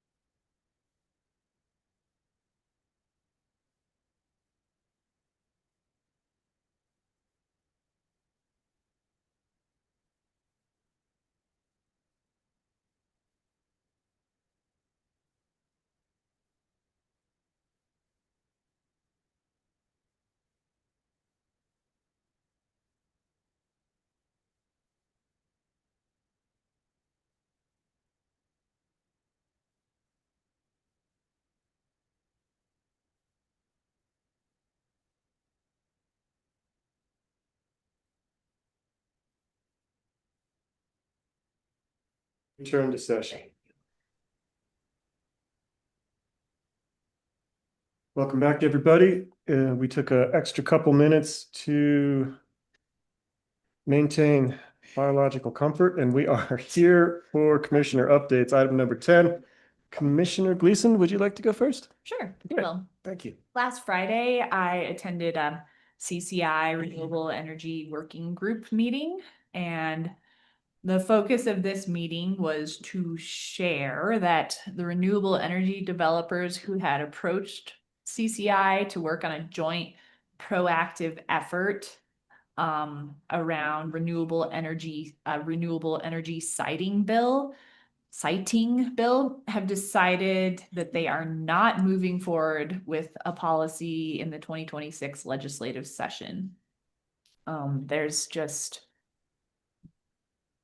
they feel like it's not there yet. There's been a lot of pushback from NGOs around wildlife parameters, and they just don't think it's there yet. And they are really interestingly, really siding with local governments to make sure that local governments have a say in how renewable energy projects are cited in any given jurisdiction.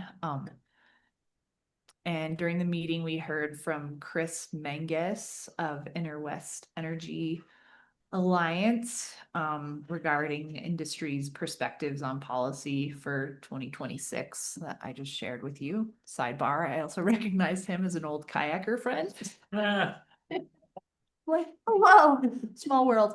Industry, what Chris shared is that the industry would prefer to continue to work with CCI in the summer and fall with the hopes of bringing forward better policy in 2027.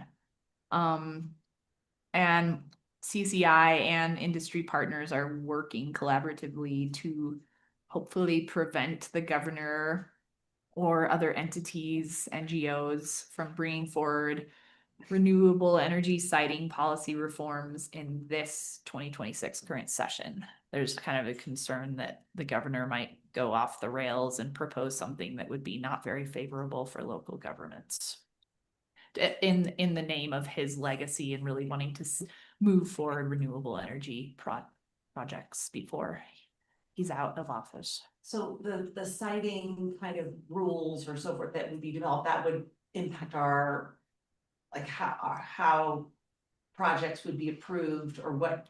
So it's basically top down telling us what projects need to look like on the ground. Yeah, and I've been engaging with this working group Yeah. for the last several months, and there is a concern that there could be like a state, like there could be state mandated regulations that would override our regulations, right? So all of the the solar regulations, for instance, that we have adopted, that there would be an override to those and that we wouldn't have local control.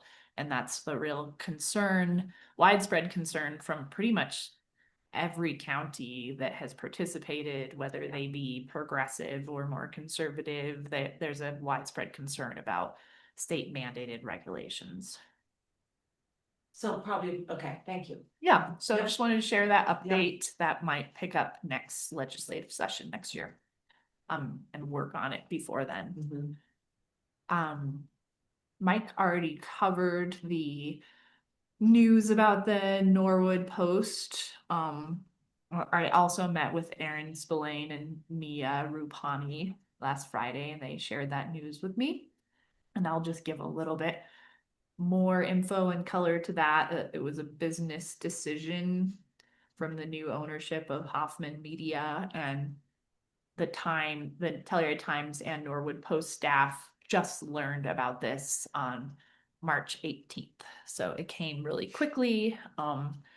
And their plan is to keep writers on staff that will still focus on Norwood news. And there will be a 1 to 2 page Norwood Post insert in the weekly Telluride Times. And they plan to continue to publish the Norwood Community Calendar, Norwood School District happenings, and other pertinent news to Wrights Mesa. But it's going to be, 1 to 2 pages rather than a whole newspaper every week. I'm personally disappointed in this decision, so I feel it undermines the importance of having a news source dedicated to Wrights Mesa in our community. If there are any silver linings, just since I've been kind of thinking about this, is that Telluride readers may tune in and bring attention to Norwood issues by there being a Norwood insert in the Telluride Times every week.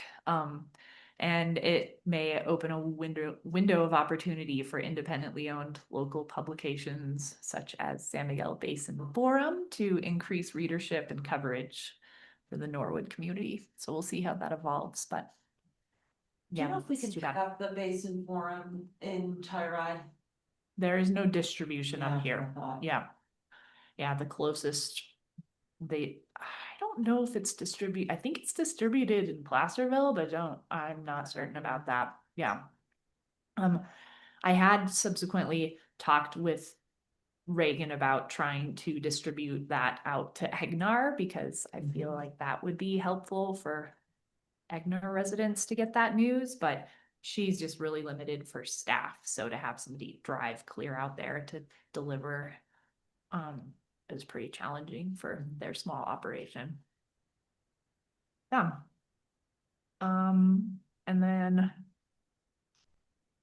Mike, Lance, and I attended the intergovernmental meeting hosted by Mountain Village. It was a great meeting.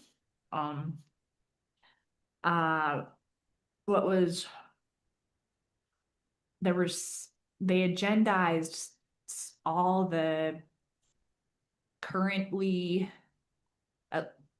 infrastructure projects within all the jurisdictions that are either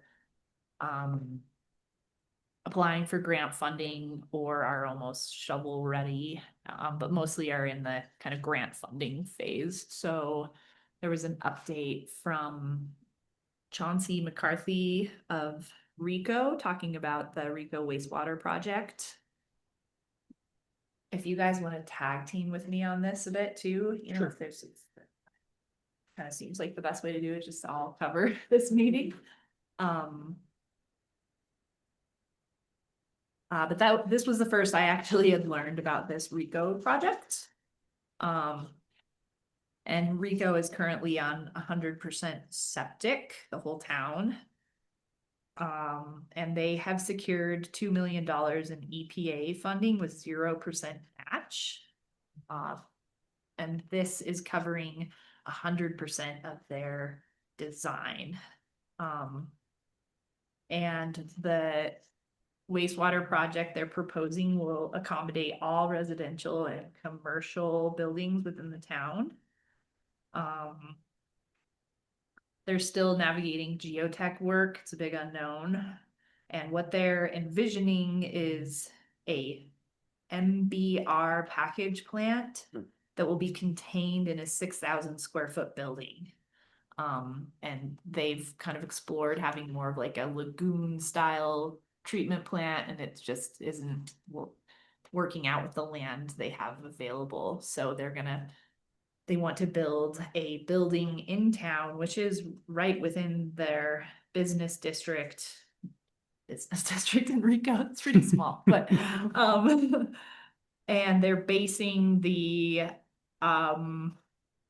volume, the needs for it, please correct me with any of those technical terms, Jared, but it's based on 2043 population projections.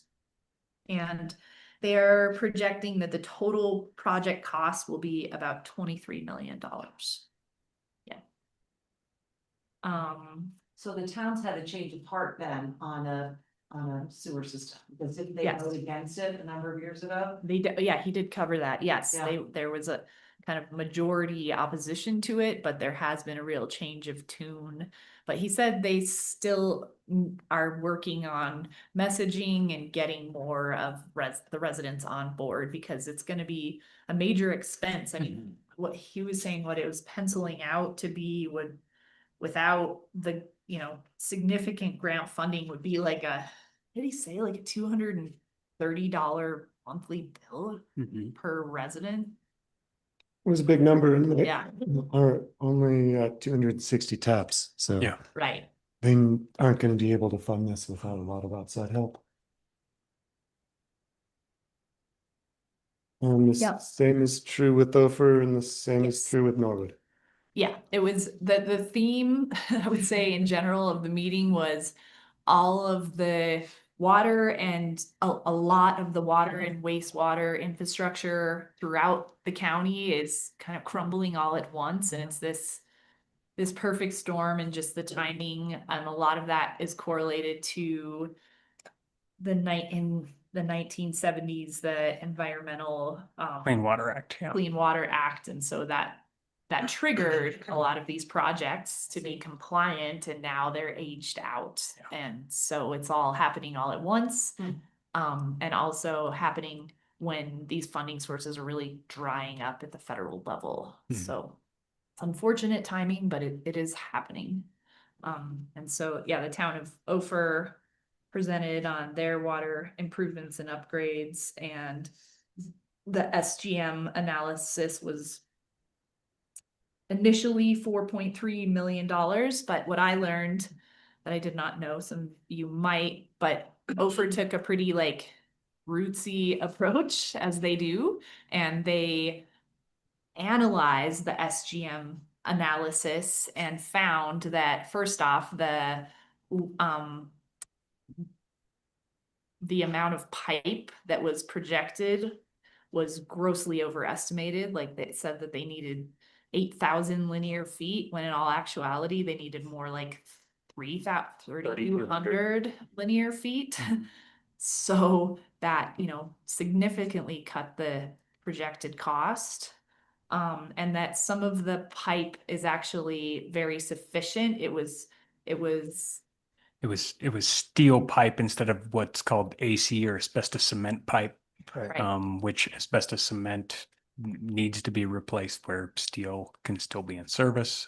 Yeah, Um, so yeah. great news there. Also a reduction in costs. So they're looking at, and I'm sure you've all seen the letter that, the letter that we are going to be submitting and that we've ratified today, stating that they need approximately $800,000 for this project as opposed to $4.3 million. That's great news.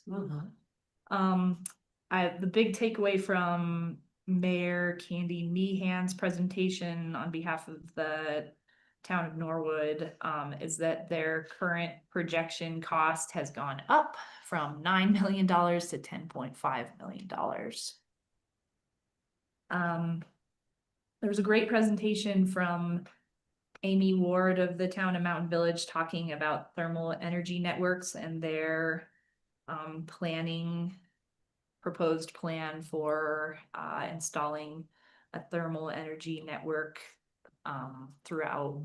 Basically, the map showed two options. One starting at their town hall and market and the parking garage and going around to their fire department, VCA, and kind of encompassing that whole block.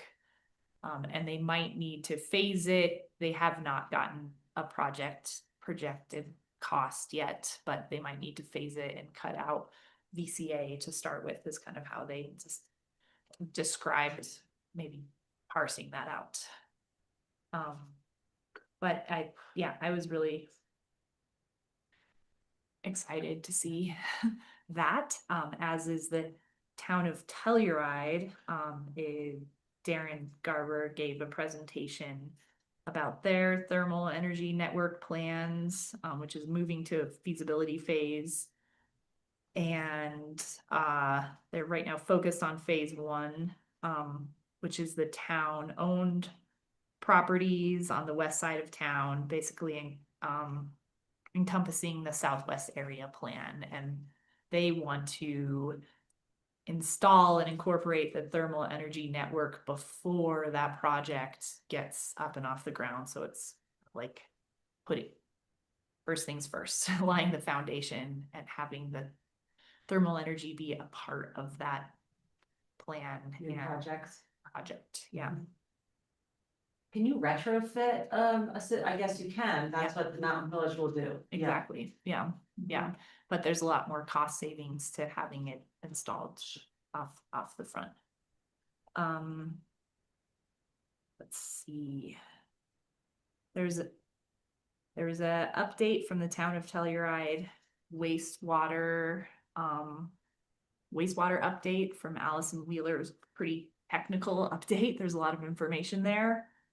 But one of my takeaways was they have increased their capability for biosolid transportation, because they're taking all those biosolids to Delta, and up to now they are able to transport 6 to 7 yards of biosolids, and now they have a truck with the capability of transporting 20 yards per load. So more efficiencies there. And they are proposing projects that total in $6 million in improvements to the current plant, just to maintain what they've got going on there, create more work safety for their workers, and some redundancies in the system. Anything else there? I didn't take copious notes.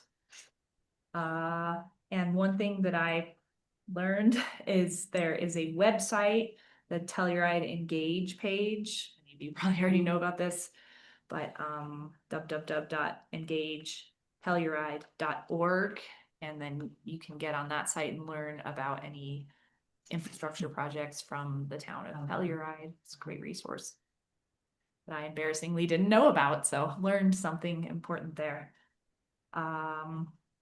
Then there was a presentation from CDPHE. Allison Wheeler talked about the Colorado wastewater surveillance program and just described to everyone what the capabilities are there, how the wastewater surveillance program works here at the wastewater treatment plant. And that they not only have the ability to track disease trends, that they're tracking emerging pathogens, for example, measles, West Nile. That was some new information to me. I didn't realize they're kind of honing in on that. There are 68 sites across the state that have capability of doing this. 21 are Sentinel sites, our wastewater treatment plant being one of those that is constantly monitoring, and 47 that are kind of emergency sites. So if there's like any sort of major uptick or a pandemic per se, or some major public health concerns, and there's 47 other emergency sites that can have the capability and have all of the they're checked off to be able to do these kind of testing. And these, among all of the 68 participating sites that can participate, that covers about half of Colorado's population. Shannon Armstrong gave a great update on the CWPP, and just brought everyone up to speed on our emergency evacuation plan that is contained within the EOP, the wildfire response plan, the public information campaign that will be ramping up this spring. About evacuation in particular? About evacuation in particular, and also just resources available to residents and business owners, as well as information around the wildfire resiliency code updates.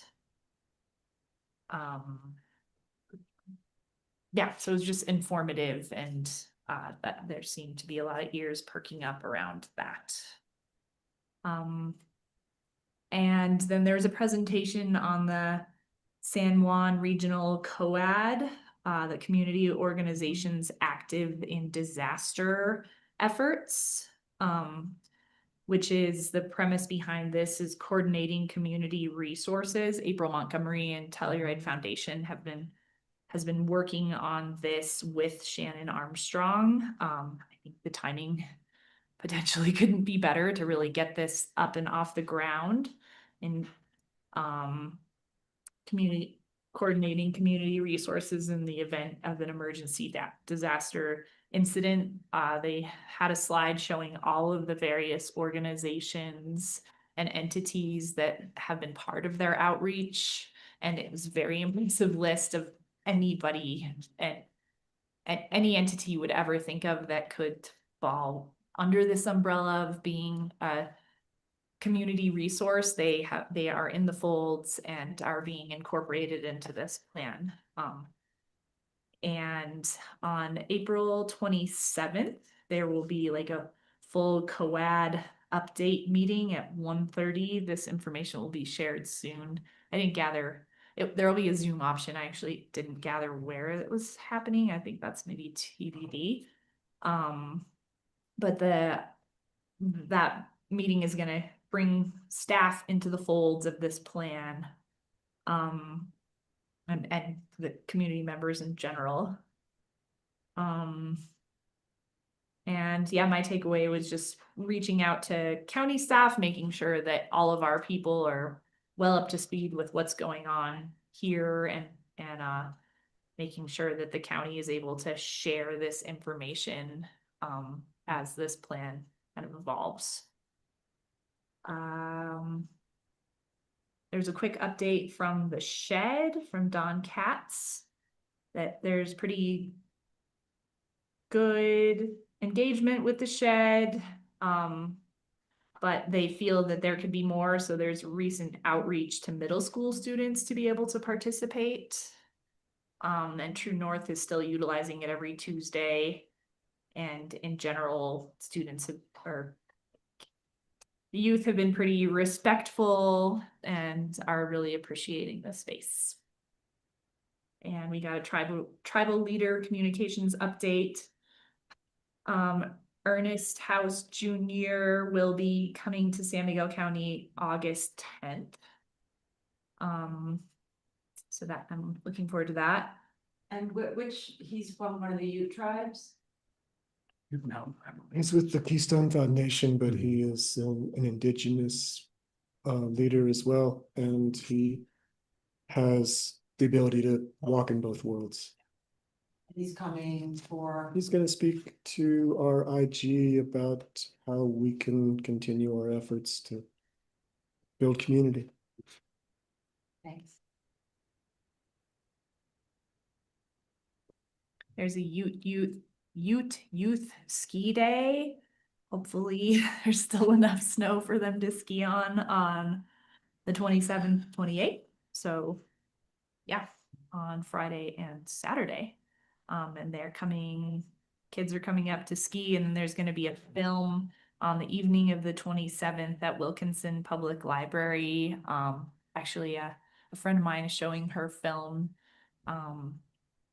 Danny Reyes Acosta, and the Outlier film series. She's been producing these films, and it's about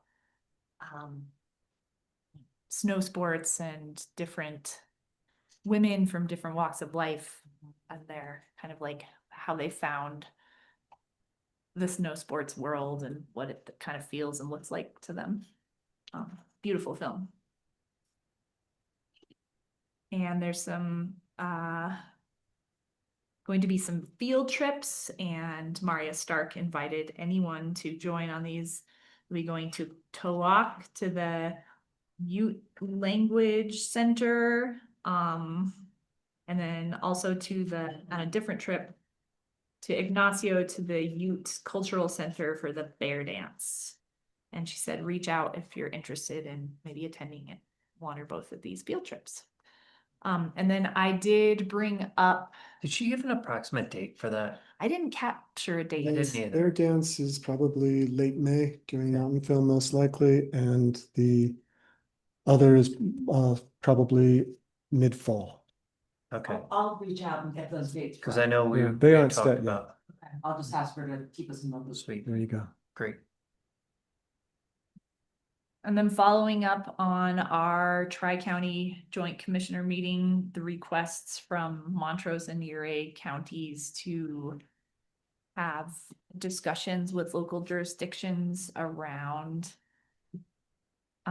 impacts to the region from big projects that are originating in San Miguel County. I brought to the IG meeting a request to schedule a special intergovernmental meeting to discuss ways to mitigate regional impacts in the case of large scale projects. And I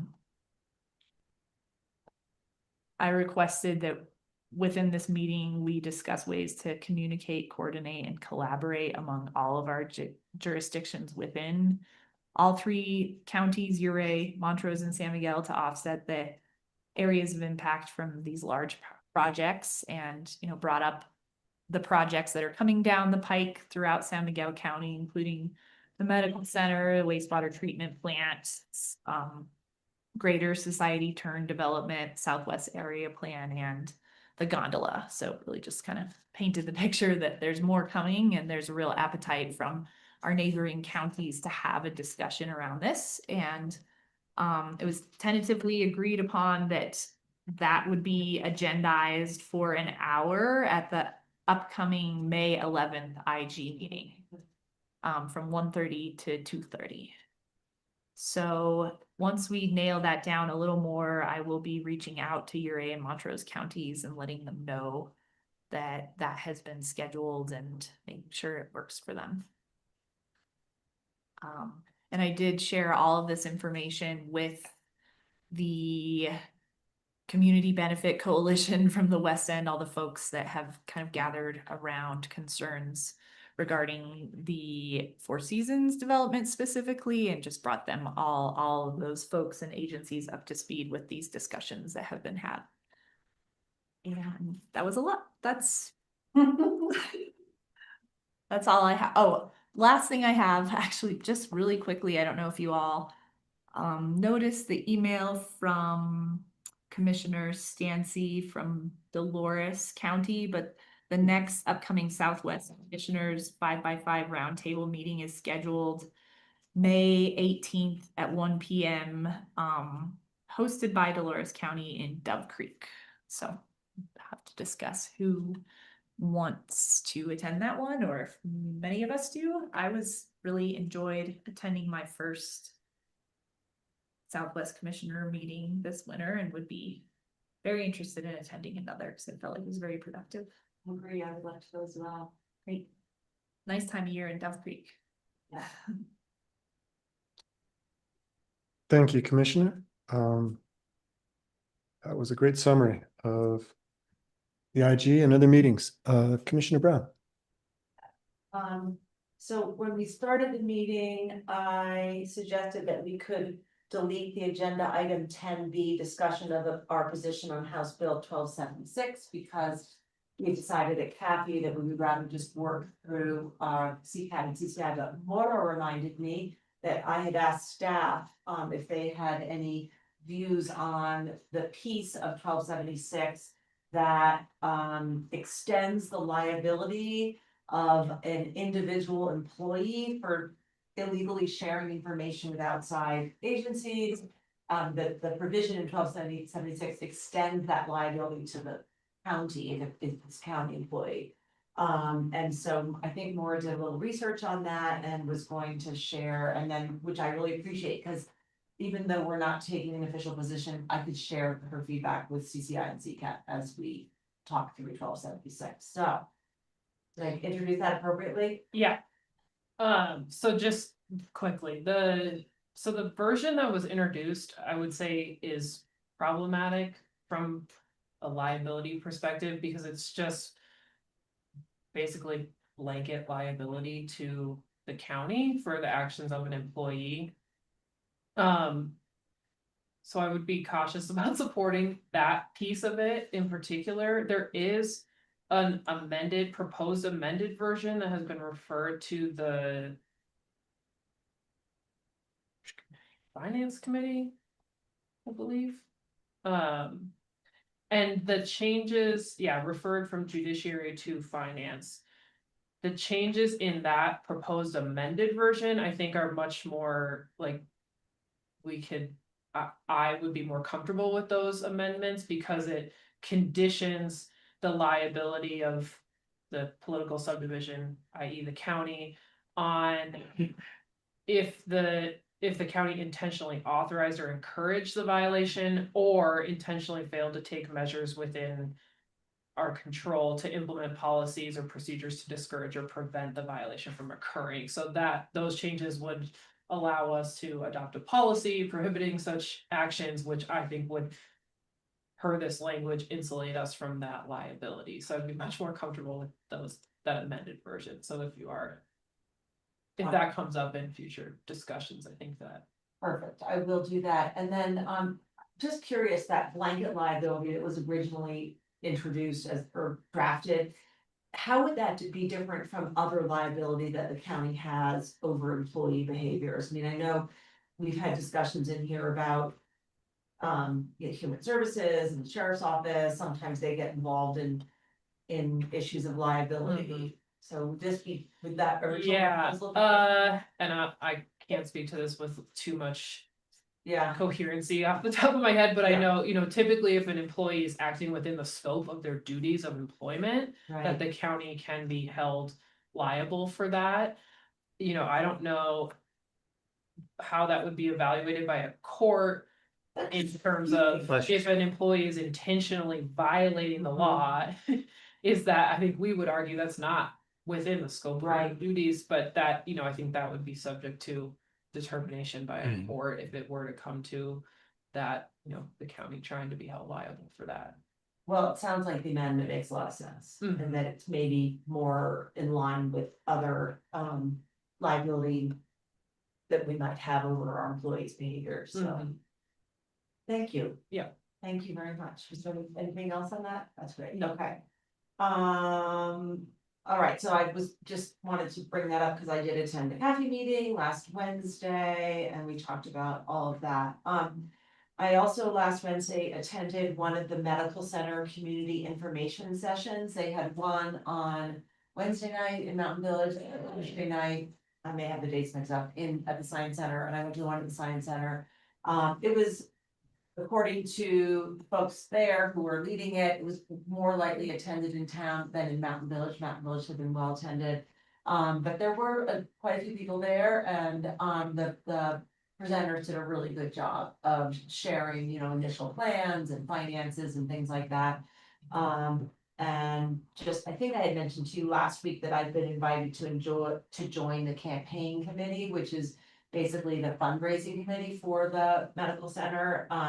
They asked me, as well as the Teddy Erico from the town and Scott Pearson from the village, and so I have decided to do that, but just with Maura's guidance that I shouldn't be involved in any, you know, building planning or anything like that that might have, you know, where the work of that effort would come to the county, and that's not what this is about. This is just about fundraising. So I'm really excited about this group. I think they are very well qualified and have done a lot of homework and are really have the community's best interest in mind. So it feels good. On Thursday, I attended the Tyrone Airport Authority meeting, which, you know, I sit on, and there's a little bit of change occurring up there, and some disruption. The disruption has to do with primarily the issues with the neighbors, which continue. And the neighbors, actually about 15 of them, came to public comment on agendized to share their frustration with the airport leadership and not being able to get a signed agreement for that actually has teeth to address concerns about the use of the quarry road, primarily impound lot relocations, things that we've all heard about. So the board decided to have a special meeting in April to kind of talk through those concerns. Most of the board members weren't aware of the friction between the airport and the neighbors, so. That, Oh, yeah, Whoa, yeah. yeah, or the extent of it, I should say. And so there will be a special meeting, I think it's April 21st, to address that. I talked more about that as well, and I'm not going to attend because right now, that agreement that the neighbors and the airport have been hashing out is envisioned to be incorporated into the mining special use permit. Or as the neighbors suggested, maybe more likely into the airport special use permit, because that has an indefinite use, whereas the mining one goes away. So anyway, I'm gonna step back from that particular meeting, but that there's so, yeah. And then some other things happening up at the airport that are of somewhat concern. Hangar 30 revenues are less than projected. And that is not surprising given the you know, the winter that we've had. But it seems like they might have been a little bit off to begin with in terms of what we could expect. So that's a bit of a concern. And at the same time, leadership is proposing developing the south hangars, which you recall are part, I don't know if you were here when we did the master plan update, really, I don't think you were you? I think that was before you. No, but I was on the planning commission. You are on the planning commission, exactly. So anyway, those have been, you know, those are in the master plan, but it's a really big project. And so the board, just given kind of where we are with Hangar 30, we've just decided to just not go full steam ahead on that and to give it a little bit more consideration. And we've developed we're going to have a subcommittee of board members to kind of work more closely with the airport manager on that. So it's just, we have a little more oversight, I think. And then we also instituted a few more just kind of board practices to kind of ensure greater board engagement, because there's just a feeling that that would be helpful at this time. Some good news, and I think all that actually is good news. It's just a matter of the airport maturing and having you know, lots of dollars up in the air and just needing a little more board engagement. There's gonna be news service this summer, from, I think it's daily, with an airline called JSX. And it'll be into Telluride from Dallas and Santa Monica. So that's kind of exciting.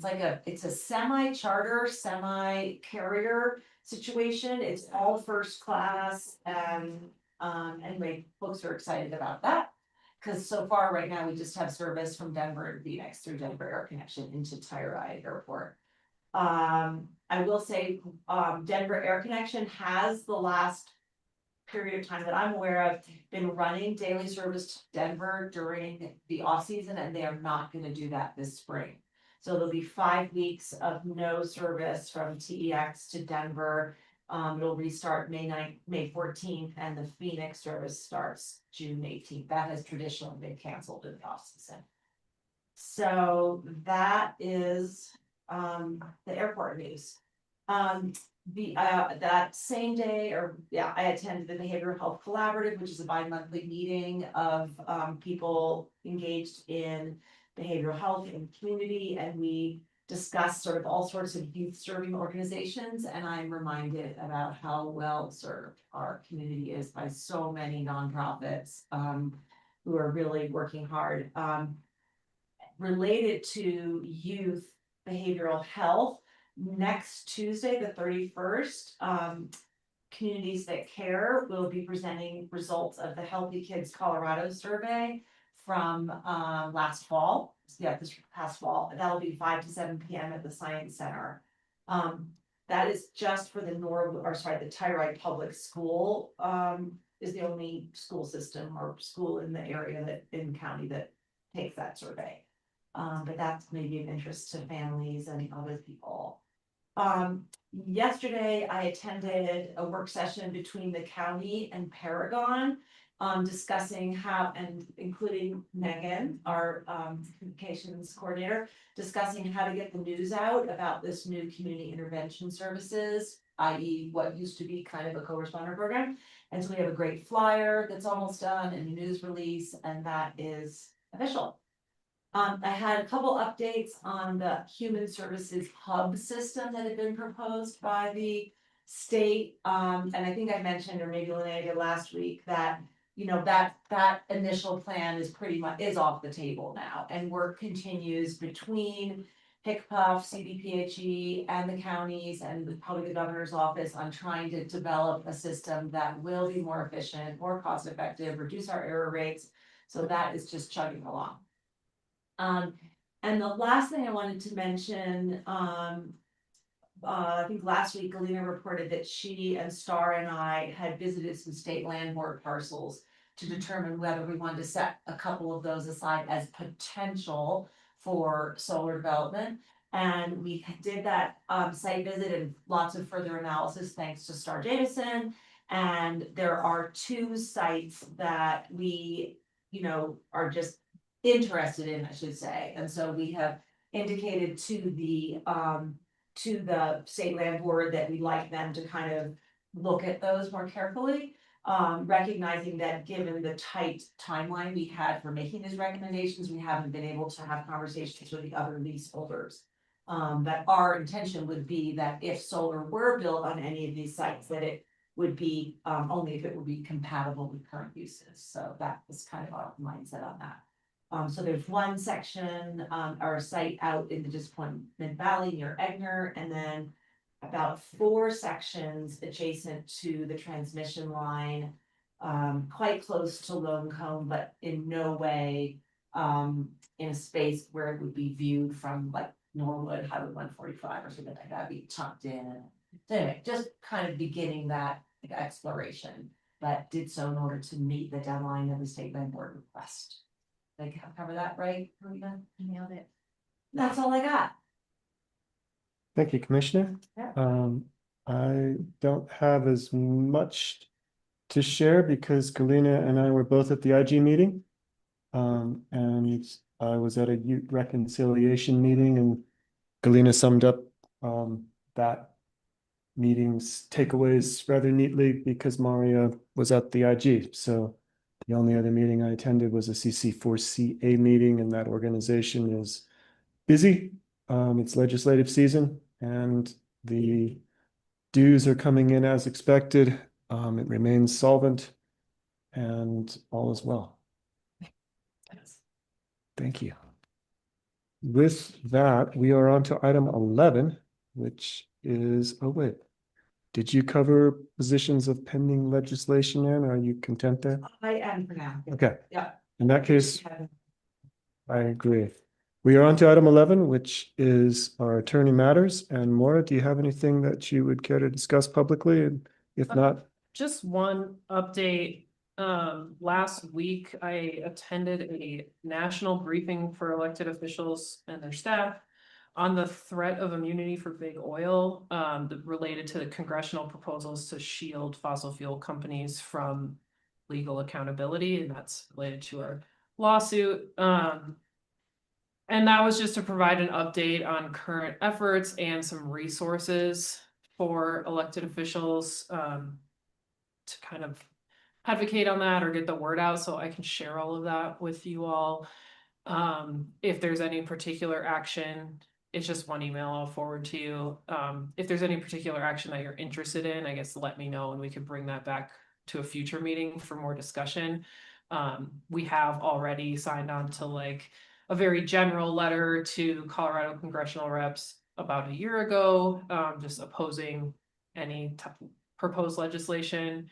And I think subsequent to that in the fall, talked about a more pointed letter to our senators,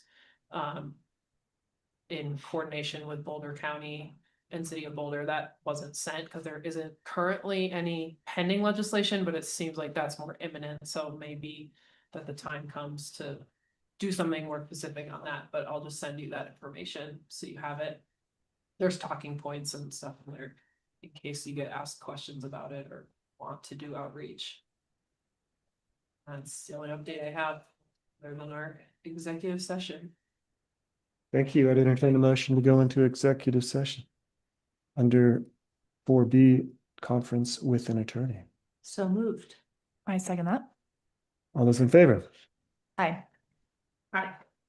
As well, we will be going into executive session, and when we return, I will report out. No decisions will be made, and we will then adjourn. So anybody who is listening in, if you would care to go into a waiting room, that's where you're headed. And if you would like to wait for a summary of our executive session, you may. Commissioner Waring, can we just state with a little more specificity the topic? Yes, I'm sorry. This is an executive session for a conference with our attorney under CRS 24-6-402 subsection 4B to discuss pending litigation in Lucarelli versus the Board of County Commissioners. Thanks. You're welcome.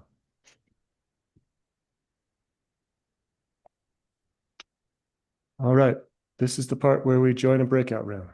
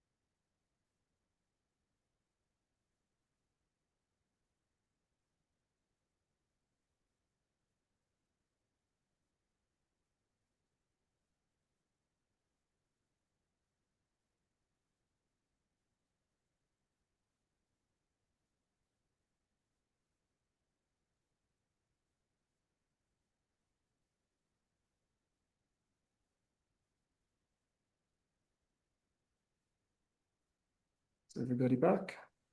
But I'm back. I see you. Great. Welcome back, everybody. We have concluded our executive session. During that time, we only discussed the matter that was agendized and we gave our attorney direction to proceed. With that, I would entertain a motion to adjourn. So moved. Second. All those in favor? Aye. As well. Thanks, everyone. Have a great afternoon. Thank you, man.